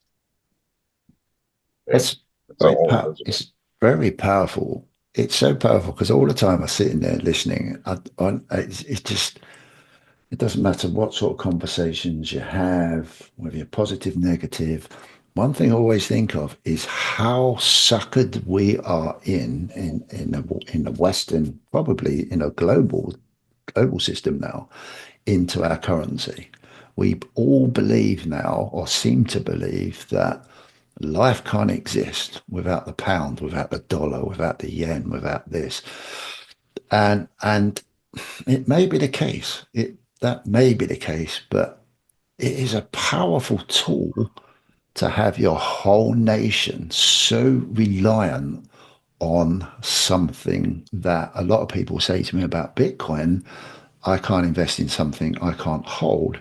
But yet every day we're solely invested into a currency that, is getting more and more we don't hold. It's all electronic, but we're so reliant and dependent on it. We can be very fearful of losing it because that's our very existence. That's well, in my lifetime, right from when I was, well, not born, but knew and understood a little bit about money. That's all I knew about. That's all. Oh, you need money to do this. You need money to do that. You need money to do this. You need money to do that. And it's just becoming so evident to me now that not only am I, or have I been so obsessed with exchanging my time and energy to get that, but now I'm really becoming obsessed on trying to protect it. What are you saying really is that weird. the invention of the bank started the rat race, right? Absolutely. Absolutely. There's nowhere to hide. There's nowhere to hide. It's amazing. And it's fear. And that is a massive fear-based weapon that you've got such a massive hold over your community. It's such a massive hold. It's fascinating. Sorry, fascinating. Go on. Sorry. I was just saying it's fascinating. Absolutely fascinating. Yeah. The start of what was it? 1913? Jekyll Island? I think that was it. That was it. There were a few people out there, as I heard. I'm not sure if I'm right. There were a few rich people out there that opposed to the system. But guess what? They died on the Titanic and got nowhere. Yeah. So yeah, they They looked at them and said, "Yeah, you're not with us. Off you go, buddy. That's it. You're done.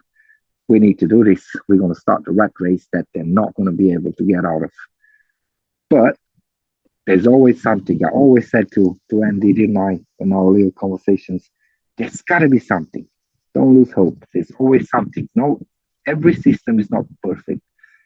It should have its flaws, and we might just be able to find it. I'm not saying Bitcoin or gold or ETFs are the solutions, but as long as we look into it, and as long as we are aware of it, as long as we are aware of this rat race and we're trying to do something, surely at some point we're going to find its flaws and we're going to be able to exploit it. I gotta believe that, because otherwise I'm just going to think, God damn it, I'm just buying a lot of gold and silver for nothing. And I don't want to. Absolutely. I don't want my investment thesis to be incorrect. I don't want to feel like I've wasted years of my life. Yeah. Yeah, the whole rat race there, you have people that are definitely incentivized, and it's like a matrix where you're plugged in and you can't see beyond the fourth dimension or into the fourth dimension. You're stuck in a three-dimensional world, which what's outside of the financial system, you can't even imagine it, I guess, because we're too encapsulated in what we've been doing with the fiat currencies for the past 100 years. And how does the system work without that? Like we're so reliant on it. And I would say that we would not have had the technological advancements that we've had over the past 100 years without that fake money. Yeah. If we were on a gold standard through and through for the past 100 years, we would likely have a slower economic growth that would be more sustainable. We would have less bubbles, pops, and crashes and crisis. I think the Federal Reserve or the central banks tend to add volatility in the long term, but having this free-floating fiat currency allows for injection of capital into wherever they want to put it, really, to further society in their vision. But it wouldn't be able to happen as quickly if we didn't have that fake currency. Like, we'd probably just be inventing the computers like the past 5 years or something like that. We'd be set back historically. So the reason that technology can advance so quickly is because of that fake money, and it's just exponentially going faster, and time seems to be slipping away faster and faster as time moves on. Wow, that's what I love about these conversations, because that is so true. Yeah, didn't even think about it like that, stuck in my stupid old passion. But it's very true, isn't it? There's a lot of good things that have come out of recognition through money as we know it. So that's a and even that's a massive point. Even the central bank digital currency, like we see it as sound money advocates, we see it as a bad thing. Yeah. In truth, it's actually going to have huge economic growth implications once it is implemented, because you have capital that's able to move at the speed of electricity, and that capital flowing that fast allows for more economic expansion. Yeah. So you take the good with the bad. I think long-term sound money advocates say, yeah, that's bad, because it is bad for sound money advocates. It offers the opportunity for total debasement of the currency in perpetuity and no escape. But economic expansion, it's good for the rest of the world that aren't of the sound money mentality, because they can have their economic expansion, and it might actually save a lot of lives to have that something to keep the system going. I think it's all relative. Yeah, it is. But I do think most people are a little bit open-minded with, being aware of the rat race. I think we don't, we don't think CBDCs are going to be that bad as long as they are free CBDCs. as long as it's a free CBDC system, as in not controlled. That's how it starts. That's how it starts. It always starts good. No, And then you're in you the don't want me to bucket with the post rest of the anything. crabs. Okay. I forgot about the crabs. Yeah. I forgot all about the crabs. That's really interesting. Yeah, because when you think about if this would then make sense to reset. Now, I presume. Yeah, I don't know. You've just lost me there, Cam, on well, you haven't lost me. You've just thrown my mind because I wasn't thinking about it as in depth, or swallowed up in my own personal fear, which is easily done, really easily done. And that's the beauty of these conversations. But that would work out, wouldn't it? You could reset, go back into a system, start all nicey, and then inject new currency into a system to promote, innovate within technology. Well, it's the same as when they reset the currency historically. Historically, it always resets to a gold standard. And it's like, okay, we're back to good money again. And then over time, they slowly get off of the gold because it's too restrictive. And then we end up with what we have now. So initially, yeah, the new system is always very beneficial, allows for sound money, some kind of base that you can propel yourself from, that eventually turns into profiteering by our elites that are, propagating the money, printing the money. And what is that law? There's a law that states, not like it's an idea where the money, whoever's closest to the money printer benefits first. Right. It's like a Gresham's law type thing, but it's not Gresham's law. It's the Cantillon effect. Right. But Is does it it have to Cantillon? any? Sorry, Darth. Go on. Does it any new currency? Does it have to be backed up by something? Couldn't they just? I mean, of course, financially speaking, if it's not backed up by something, okay, they're in big trouble. But then again, does it has to be backed up by something? Because It they doesn't can come have up to with it. until Exactly. if they lose confidence in their currency, then eventually it has to resort back to being backed. Otherwise, people won't go back to trusting it. Because what I think is they could still come up with a new currency and throw down the can, roll over the can again and again for about 50 years or so. Just saying, So I read, Keep I rolling read the can over and over.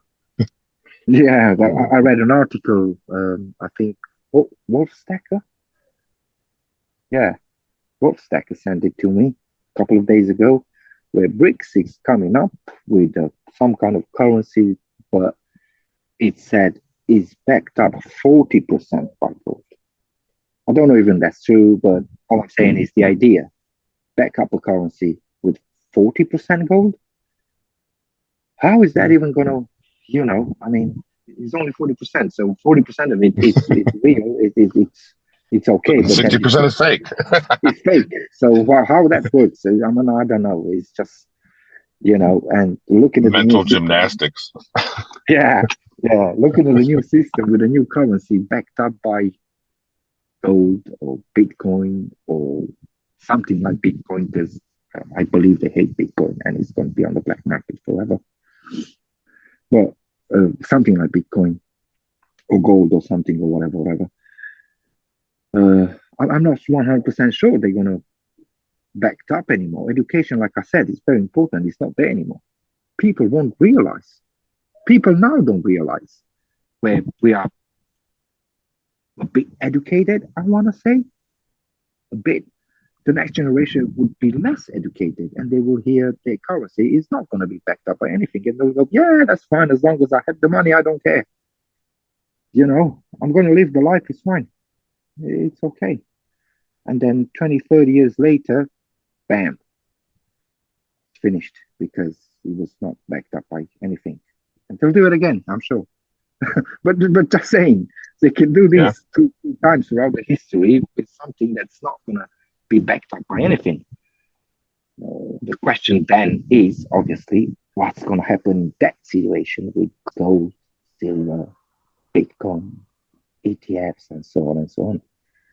But Well, you just look into history, and history often repeats because human psychology often repeats, and we kind of keep doing the same mistakes over and over because people never learn. The same thing with war.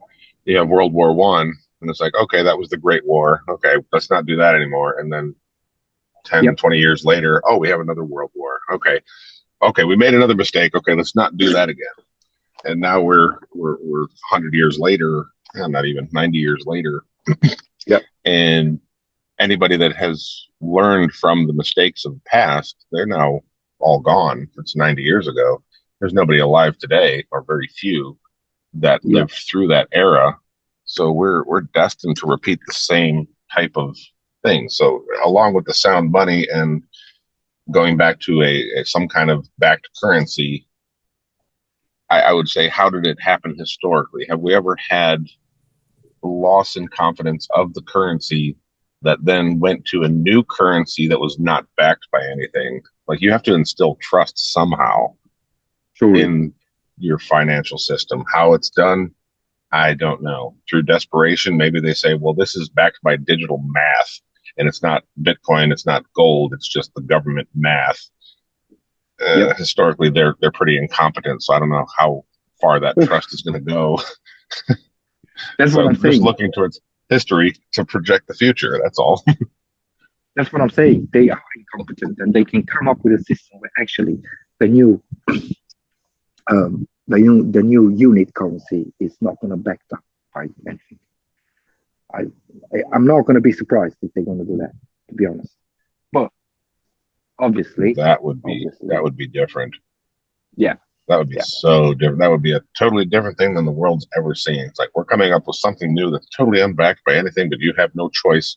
Here, take it or leave it, or get out of the financial system and go live in the woods. Yep. It's a Wow. possibility, isn't it? It's a possibility, isn't it? It is. And anything's possible. Anything's possible. I suppose the other thing I want to throw into the equation is that,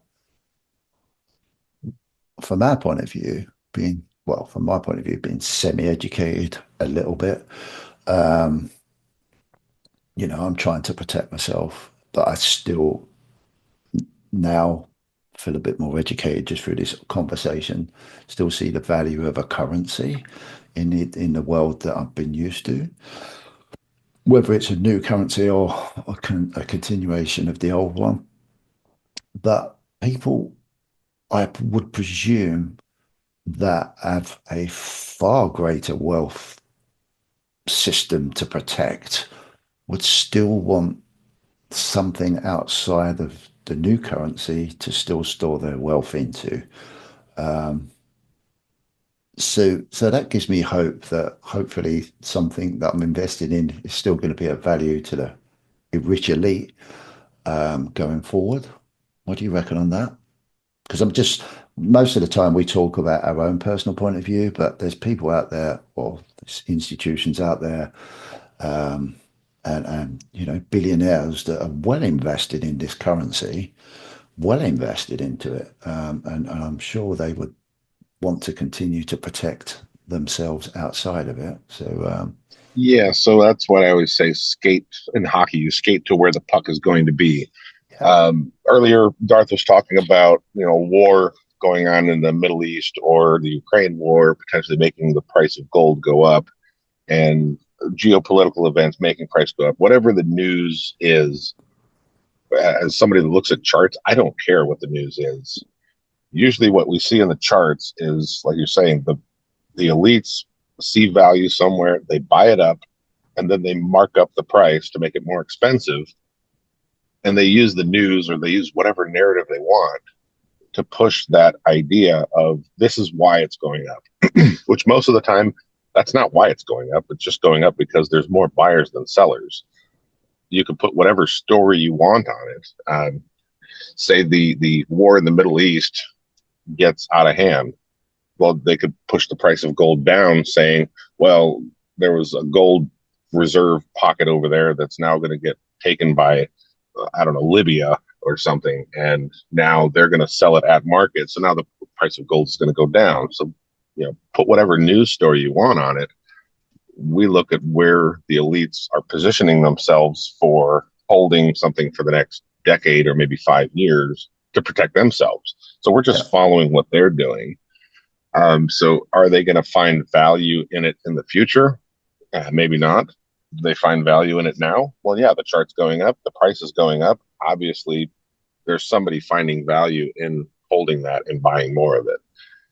So until you start making a downtrend, there's a change in behavior on the price. That'll tell you that something has changed. You have lower lows and lower highs on the chart. That says, well, they're not seeing this as the store of value anymore, and then price enters a markdown phase, and then later on down the road, 2-3 years maybe, you have a reaccumulation where they're going to buy it up, and then they're going to release the news stories to push it back into markup phase, and they're going to make it more expensive so that you buy higher. And that's the way charts move up and down. Really doesn't have anything to do with the news, the Federal Reserve, the governments, what they're pushing. That all comes out after the fact. Yeah, it's always skate towards where the puck is moving, not where it is. Can I ask you, Kimo, something? So we kind of know, Sure. that the charts really are something that, well, they speak the truth. Let's put it up like that. Sorry, can I just jump in 1 sec? Darth, you sound a little bit muffled, mate. Not as clear as what you was. I don't know if you've moved away from your mic or. Can you hear me? Can you hear me now? Yeah. Yeah. All good. Right. Yeah. Unless you're talking down a little bit to what you was before. I don't know. Right. Okay. So the question was, because the charts speak the truth and the news are fake, pretty much. That's the comparison between the two. Let's say. Yeah. Do we still believe in a dollar cost average for ETFs, let's say, or whatever, on a 5 to 10 years period of time? Well, then you would zoom out to a larger time frame chart. So if you look on like a monthly chart, which would show each of those candles on the chart would show 1 month's worth of price data, and that is moving up. So a dollar cost average is still viable as long as the monthly is closing higher highs and higher lows in, say, the index funds, S&P 500. Personally, I think they're coming to an area where it's getting a little dicey, and a pullback is probably coming. But yeah, over the long term, it still looks like debasement of currency is still going to occur. On the S&P 500 in particular, if you look at the price performance of that since 2008, it's just been going crazy on a weekly chart, monthly chart. And that happened as they started debasing the currency to save the financial system. And now we have all this fake money that got pushed into the system for the past 20 years. And then it reached a plateau in 2017, and it kind of chopped sideways for 3 or 4 years in a large range, and then dipped down for a crisis that then pushed more money into the system that sent the indexes up higher, which is actually just your purchasing power that's been moving down. So you're protecting yourself by buying these ETFs. So over the long term, yes, it looks like that's going to continue into the future for the next 50 years, probably until the end of these fiat currencies. That's what I would see. Yeah. Okay. Well, that's kind of, I think, a good news, because it's very hard nowadays, isn't it, to find something where you can protect yourself and you can protect your family and you can, do the right thing. But if dollar cost average on a monthly basis going in with something, whatever, for the next 5 to 10 years in an S&P 500 ETF or whatever, if that still works, it's viable. It's something that people can grab on. I don't know. It's been in there forever. I get it, but apparently, just like with gold and silver, we're not doing it too much, as in looking at general population. You know, so many people out there they still believe, oh, I've got money in the bank, it's going to be okay. When actually, it's not because it's eating up your money. Even though they do give you a 3, 4, 5% on a yearly basis, but apparently the inflation is always the truth. Inflation is always a little bit bigger than that. So you're actually always losing money. But yeah, sure. Which is thank you. Yeah, that was So if you take the S&P 500 performance, sure, it has went up in value, but you also have capital gains tax on that. So if you are moving in and out of that and you don't just sit there and hold and expect the currency to be collapsing, then you'd be trading in and out. You'd be getting taxed either at a higher capital gains rate or the long-term capital gains rate, which I think is 6 or 7% every year. As long as if you don't sell, then you're not taxed yet. But that's still 6 or 7% that they're going to extract from you. When the S&P 500 historically goes up like 12% annually. I think the past 2 years it's been up like 20 to 22%. So it's kind of going more accelerated than usual, which is a cause for concern. But over time, it's still debasement of currency. You think you're making money, but if you chart it versus the money supply, so you take the S&P 500 and divide it by currency units that are getting pushed into the system, the chart has been sideways for the past 100 years. It hasn't really went up. We haven't reached the peak of 1929 yet. That was still the highest high on that chart of the S&P 500 divided by money supply. Well, we're pretty much looking with the gold. Same thing. If you do the math, if you look at the charts, people are saying, well, nothing that much really. If you went into gold in 19, 20, 30, and you just want to get out now, because you lived 90 years, you earn 5%, 10% adjusted with inflation and this and that. Depending where you're, because they cherry picked, obviously, the charts, they cherry picked the moment. But all I'm saying is it's a possibility, with gold again. It's just a hedge for inflation. You're not really making money, but sometimes you can. And I'm pretty sure with the S&P 500, at some point, sometime if you pick your moment right and you do your work and you put your knowledge into it, maybe you can. But I think it's pretty much the same thing, isn't it? You're not making a fortune, that's for sure, apparently. Yeah, and if you are, they're trying to take it from you at every turn. Exactly. Like, he's got money, go get him. Yeah, I mean, the governments are essentially the bully in the schoolyard trying to take your lunch money at every day. I love that. Oh, that's brilliant. It's so true because, it's when again I'm sitting here listening to you two talking, and I often sit there and think, yeah, great, what Darth was saying, what you were saying, Cam. When you look at debasement of money, most of us don't even think about that.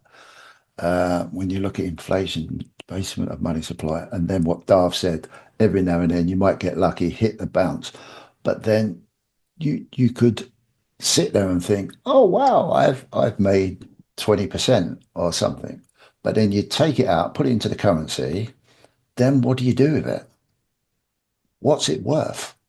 Only what you can purchase. Write it down. You go in front of that bully into school and you show it off and say, "Yay, look, I've got it." And then they go, "Fuck you, I'm having it back." Yeah. You're basically borrowing your winnings. You just briefly you briefly get to hold your winnings. That's basically the way they want it. You hold it briefly, and then they take it back. Like, you feel good now? Yeah. Okay, play again. let's keep playing this game over and over, and I'll keep changing the rules. It's the Monopoly table. I mean, they're the bankers. They run the. You're going around in a circle trying to get that $200, like you're saying on one of your podcasts. You're just trying to chase that $200, but they're running the bank. They're deciding whether or not they're going to give you that $200, and they decide when they want to take it back. And we're just along for the game. I'll tell you what.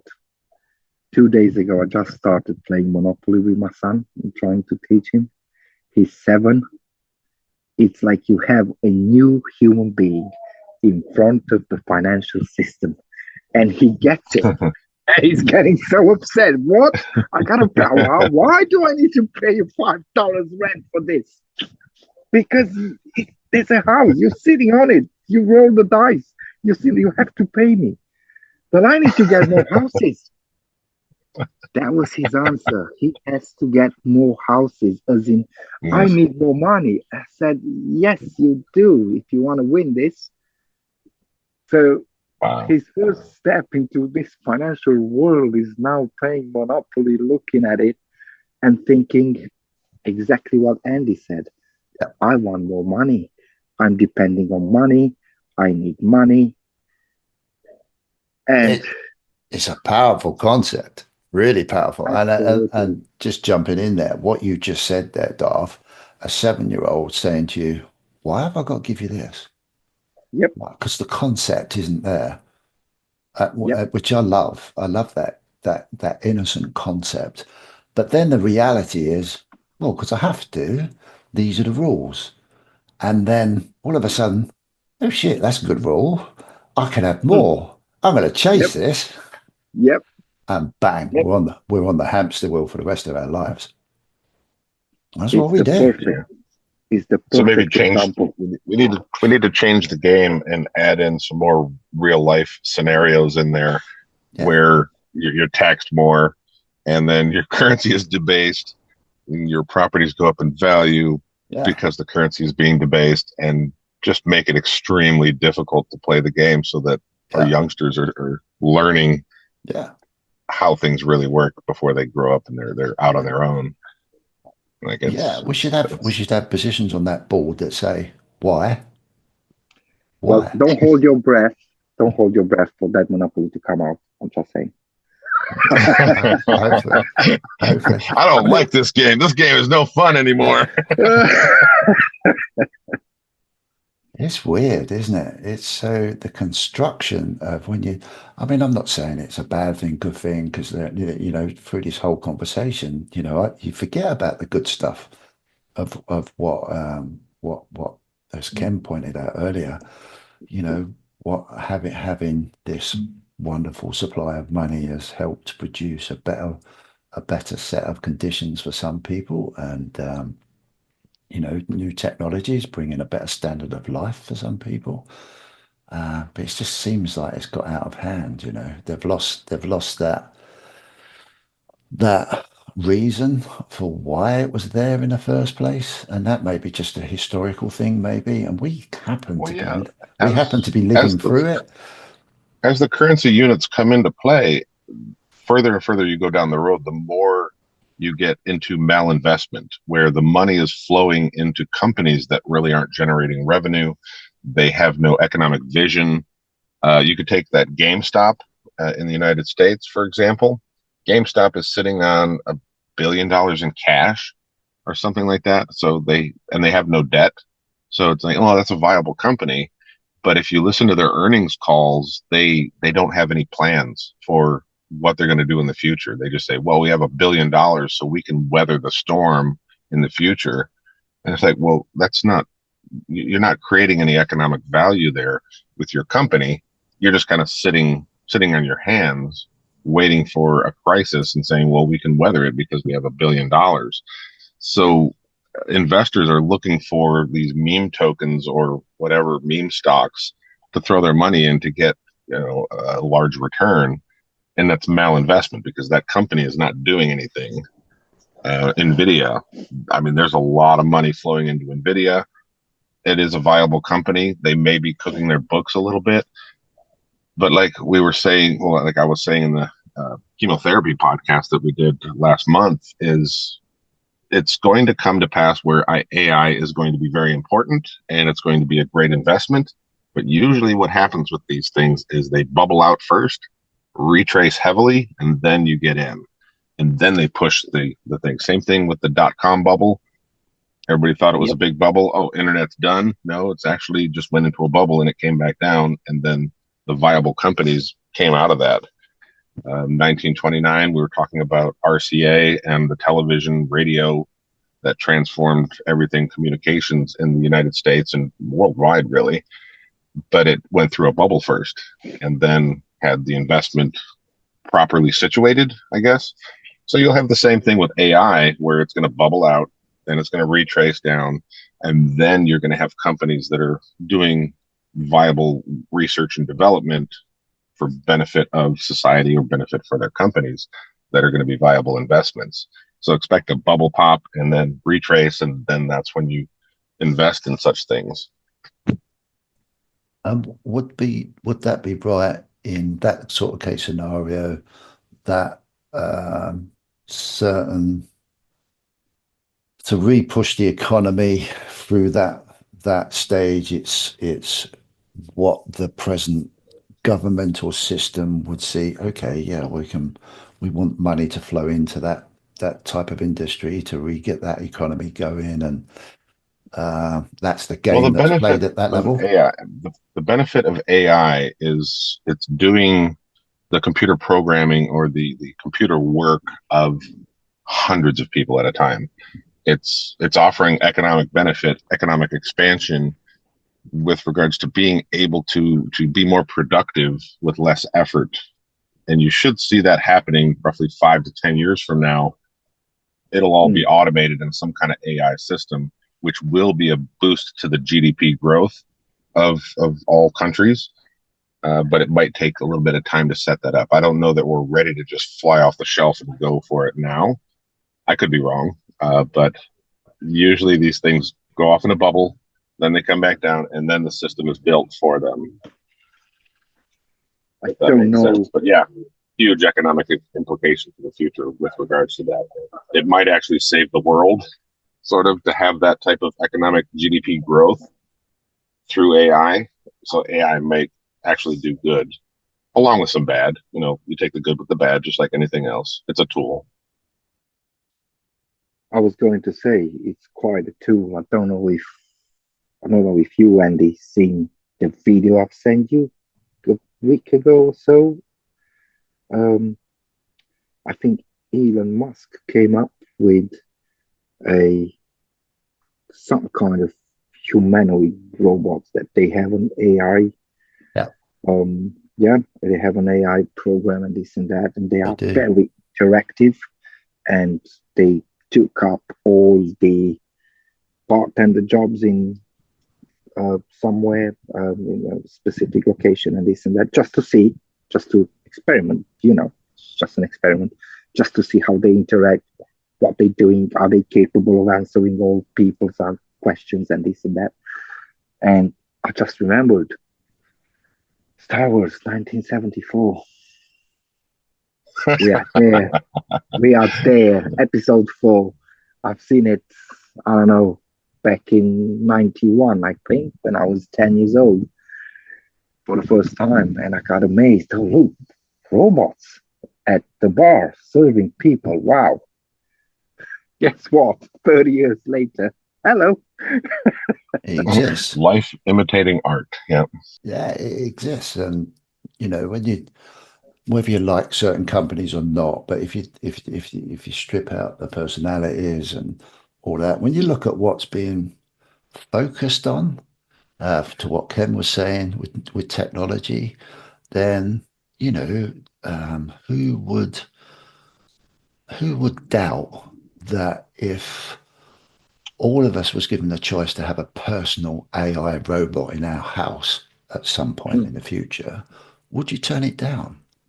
If you went through, oh blimey, that would hopefully make us and give us more time, buy our time back to be more productive for the economy for society in a human way, while all that main mundane bollocks and shit that most of us don't like to do, probably because we haven't got that time to do it, just gets taken care of us. Who wouldn't go for that if it was at Well, it a depends. Can they reasonable prove that cost? it's safe and effective?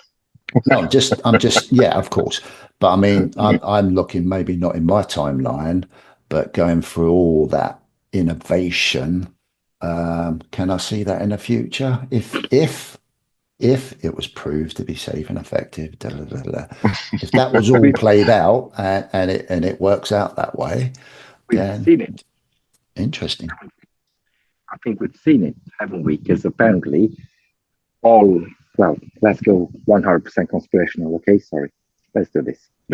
Let's go Yep, wild. Apparently, it's been feeded into us by all these Hollywood movies and this and that, yep, slowly, slowly.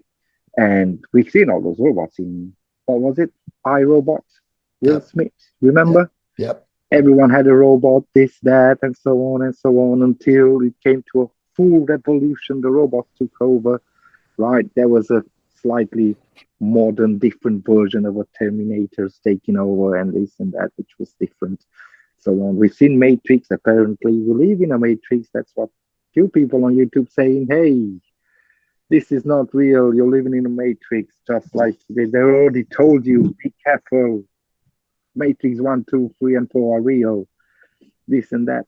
So it's been feeding us those ideas, and slowly, slowly, well, it took a lot of years from 1974 to 2024 to come with Star Wars robots, but yeah, there, the scariest thing that I've seen was that movie with that singer, and I forgot his name, very famous in America, where you pay for your coffee with minutes of your life. Do you remember? It was Yeah, time. It's Justin Timberlake. Justin Timberlake, exactly. And he was just a normal guy, and he was going down in the town center and this and that. He was working throughout the day. He was earning another 26 hours to live. He was always just on a brick. As soon as that finished, with a QR code, you were buying stuff, and you have 26 hours to live. And that's what the guy had, 26 hours. And that's how the movie starts, showing his clock. He has 26 hours to live, goes to work, earns a couple of hours, but buys dinner, buys next day breakfast, coffees, this and that. Anyway, that was like the scariest thing I ever saw. Money is gone, the financial system is gone, everything's gone. You are actually paying for everything you want with hours and minutes and days of your life. It's insane. So if you go to the central bank digital currency route or all digital currency and everything's on a ledger and you declare all of your assets to put on this ledger, and it'll just be a store of record for everybody's houses, everybody's car, anybody's gold, silver, Bitcoin, stocks, companies they own. It's all on a ledger, and you could potentially transform that into your spending power. Exactly. Where you're going to be spending shares of your company, portions of your Bitcoin, or portions of your gold. You can spend that in real time on buying lunch. That is a viable solution with blockchain. That the technology is coming, and it's actually a likely scenario that that's coming. So that's essentially you're trading your livelihood for Yeah. lunch. Yeah. Yeah, for sure. But all I'm saying is, all of that, at some point, the government comes and tells you this is right, science fiction, but hey, maybe not that far away. They'll come and say, listen, we'll give you this microchip, we'll put it on your heart, and all those assets, you sell it to us, and we'll give you 1,000,000 years worth of life. And start paying with that 2 days for your coffee, I don't know, 30 minutes, just like in that movie. It can happen. And then they start taxing. They start taxing that. and filing their taxes higher. Like, sorry, And you owe me a portion of your life, which essentially that's yeah, what they're doing now. You owe us some mm, slavery hours. Start working, and give us our slavery hours. yeah. Oh, Anyway, Jesus Christ, man. scary thoughts. Jesus. Let's go back. Let's go back to the time when we said gold and silver and Bitcoin is gonna back up everything, and we're all gonna be rich and happy in about 10 years, right? we're gonna be okay, guys. I think it'd just be nice to be happy. Yeah, Yeah. yeah, just yeah. Ah, it's interesting. What a conversation. It's just it's mind blowing, and I still think I personally fall into this trap of doom and gloom, and I'm guilty of it because it seemed I don't know we seem to be in a doom and gloom. It's let's talk about doom and gloom. Let's talk about fear and I don't know. I here we are 2.5 hours in. It hasn't been the most brightest, optimistic conversation in the world, is it? Well, okay. Let me put a positive spin on that. Okay. So, out of all of the talk about doom and gloom over the past 10 years, 20 years, or something like that, we've had roughly a year. So, like 10% of the time, we have actual doom and gloom. I think there's a lot more talk about doom and gloom than there actually is doom and gloom. You know For what I sure. mean? It's like there's always a constant fear of doom and gloom that doesn't really come to pass in the manner that people expect. So yeah, live life, be happy, expect the unexpected. We're all along for the ride. Yeah, that's for sure. Yeah, we do need to be a little bit more positive, and I'm guilty of it as well. I kind of find myself really trying to forget. I'm still trying to find inspiration to invest, and and I think if you're looking for inspiration to invest, you've got to find the positive within what's going on. But trying to get yourself away from, oh shit, yeah, maybe that won't work. Maybe that, oh shit, they're gonna fuck us over for that, you know.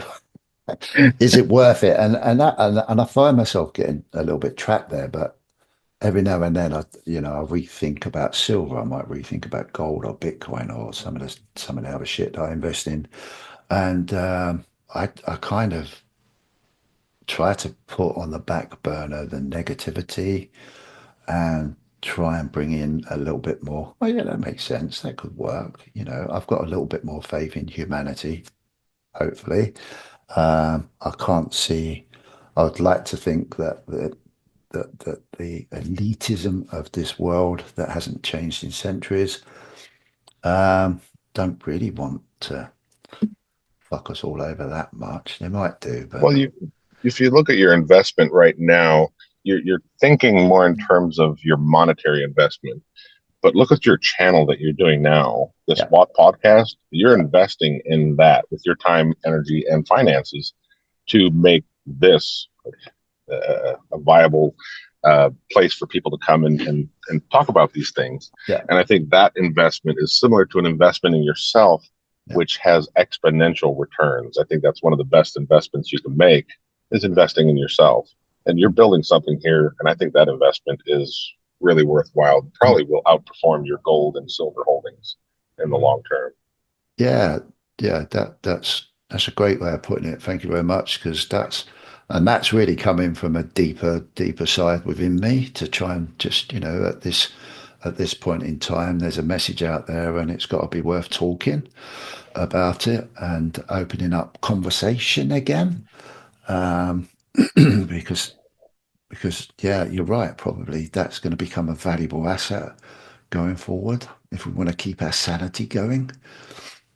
100%. Totally agree. We have to do this, and Mm, it's good that we have the opportunity to do this. And even with Andy already knows I don't believe in Mad Max scenarios and doom and gloom and stuff like that. You got to keep it real, keep your head real on this planet. But the fact that we have the opportunity to talk about it, and you need in order to keep it real, I think we need a little bit, like 10%, let's say, a bit of a Mad Max scenario in our heads and then all this doom and gloom. Because otherwise, if they don't exist there as an idea, you can't progress. You can't think of what's the worst that could possibly come.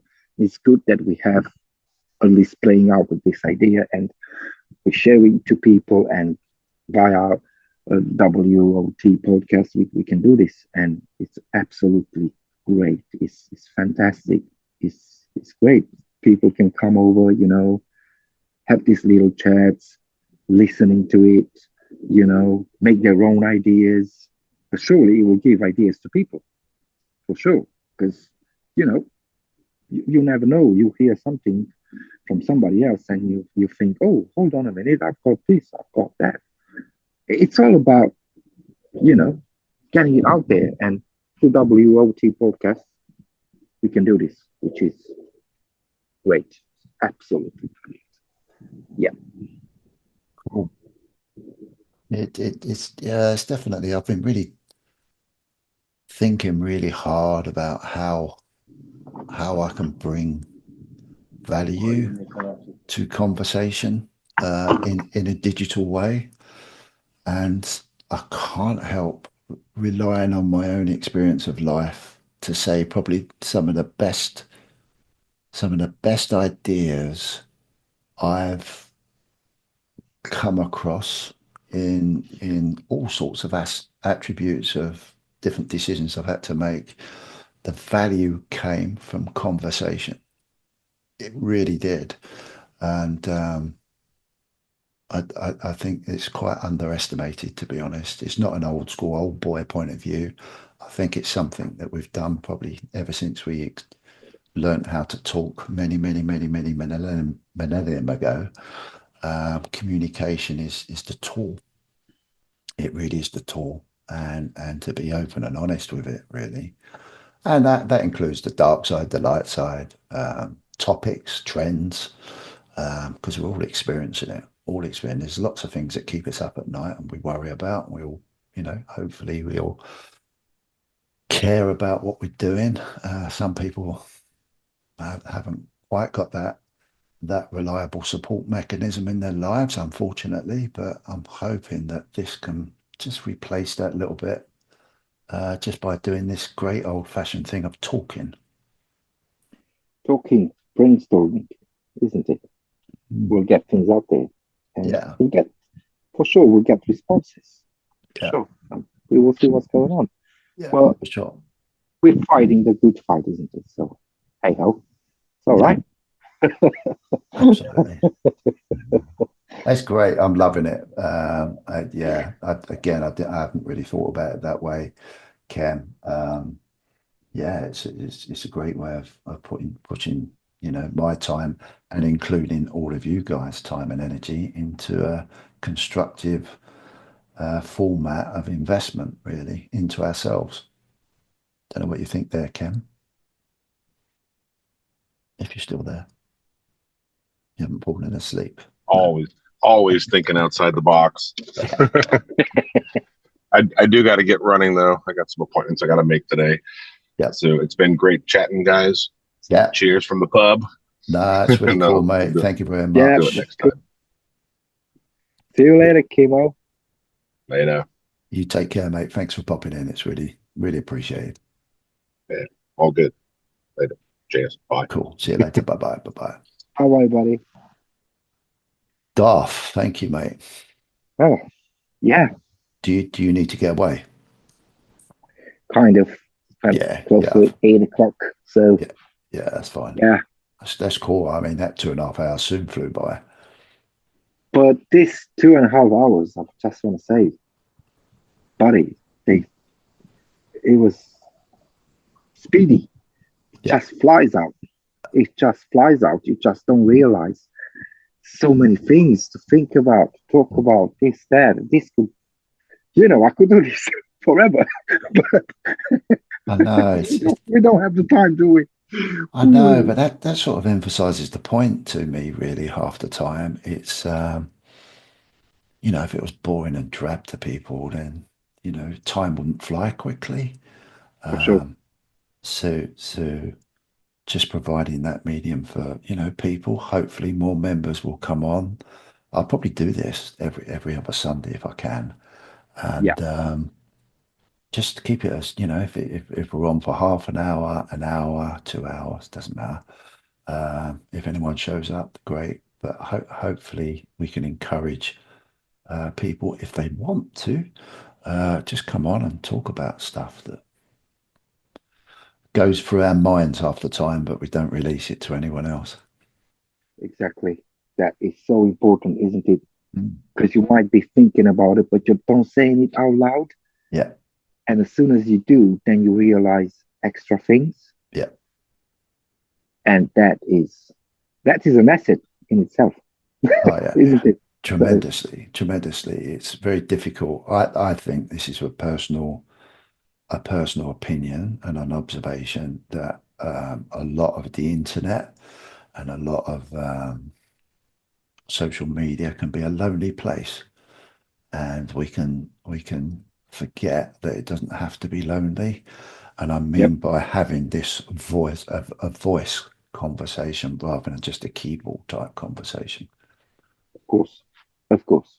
Yeah, It's for different. sure. It's Mm, different. yeah, And the results are going to be different.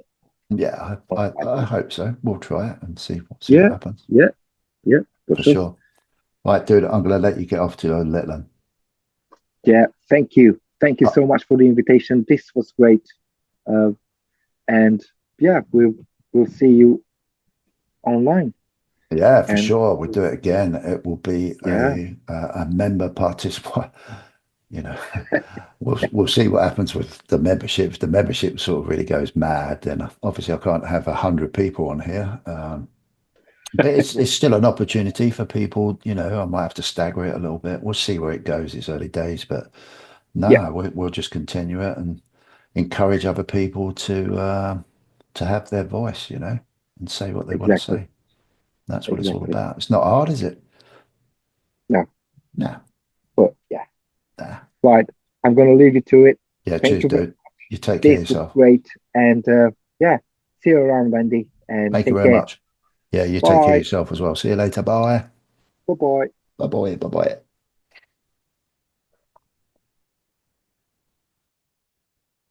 Wow. And then there's me. So, like, it doesn't look like anyone else is going to drop in, which is cool. But I hopefully enjoyed that conversation. I will say again, it's early days. It is all an experiment, really, for all of us. None of us know absolutely everything about anything, but it's a different way of rebuilding a community, hopefully. And yeah, I shall continue to make that available to everybody going forward. Definitely, obviously for members, I try and keep that price down because I, if we don't provide a membership, then I don't feel like I'm giving anyone value. Um, and the value of return is one, giving people the opportunity to be a part of it, rather than just a little comment thing, which I appreciate, obviously. But yeah, hopefully this will expand and carry on. So I'm waffling on. I'm going to get going. That's quite a big recording, but yeah, I think that worked well. You take good care. See you soon. Bye bye.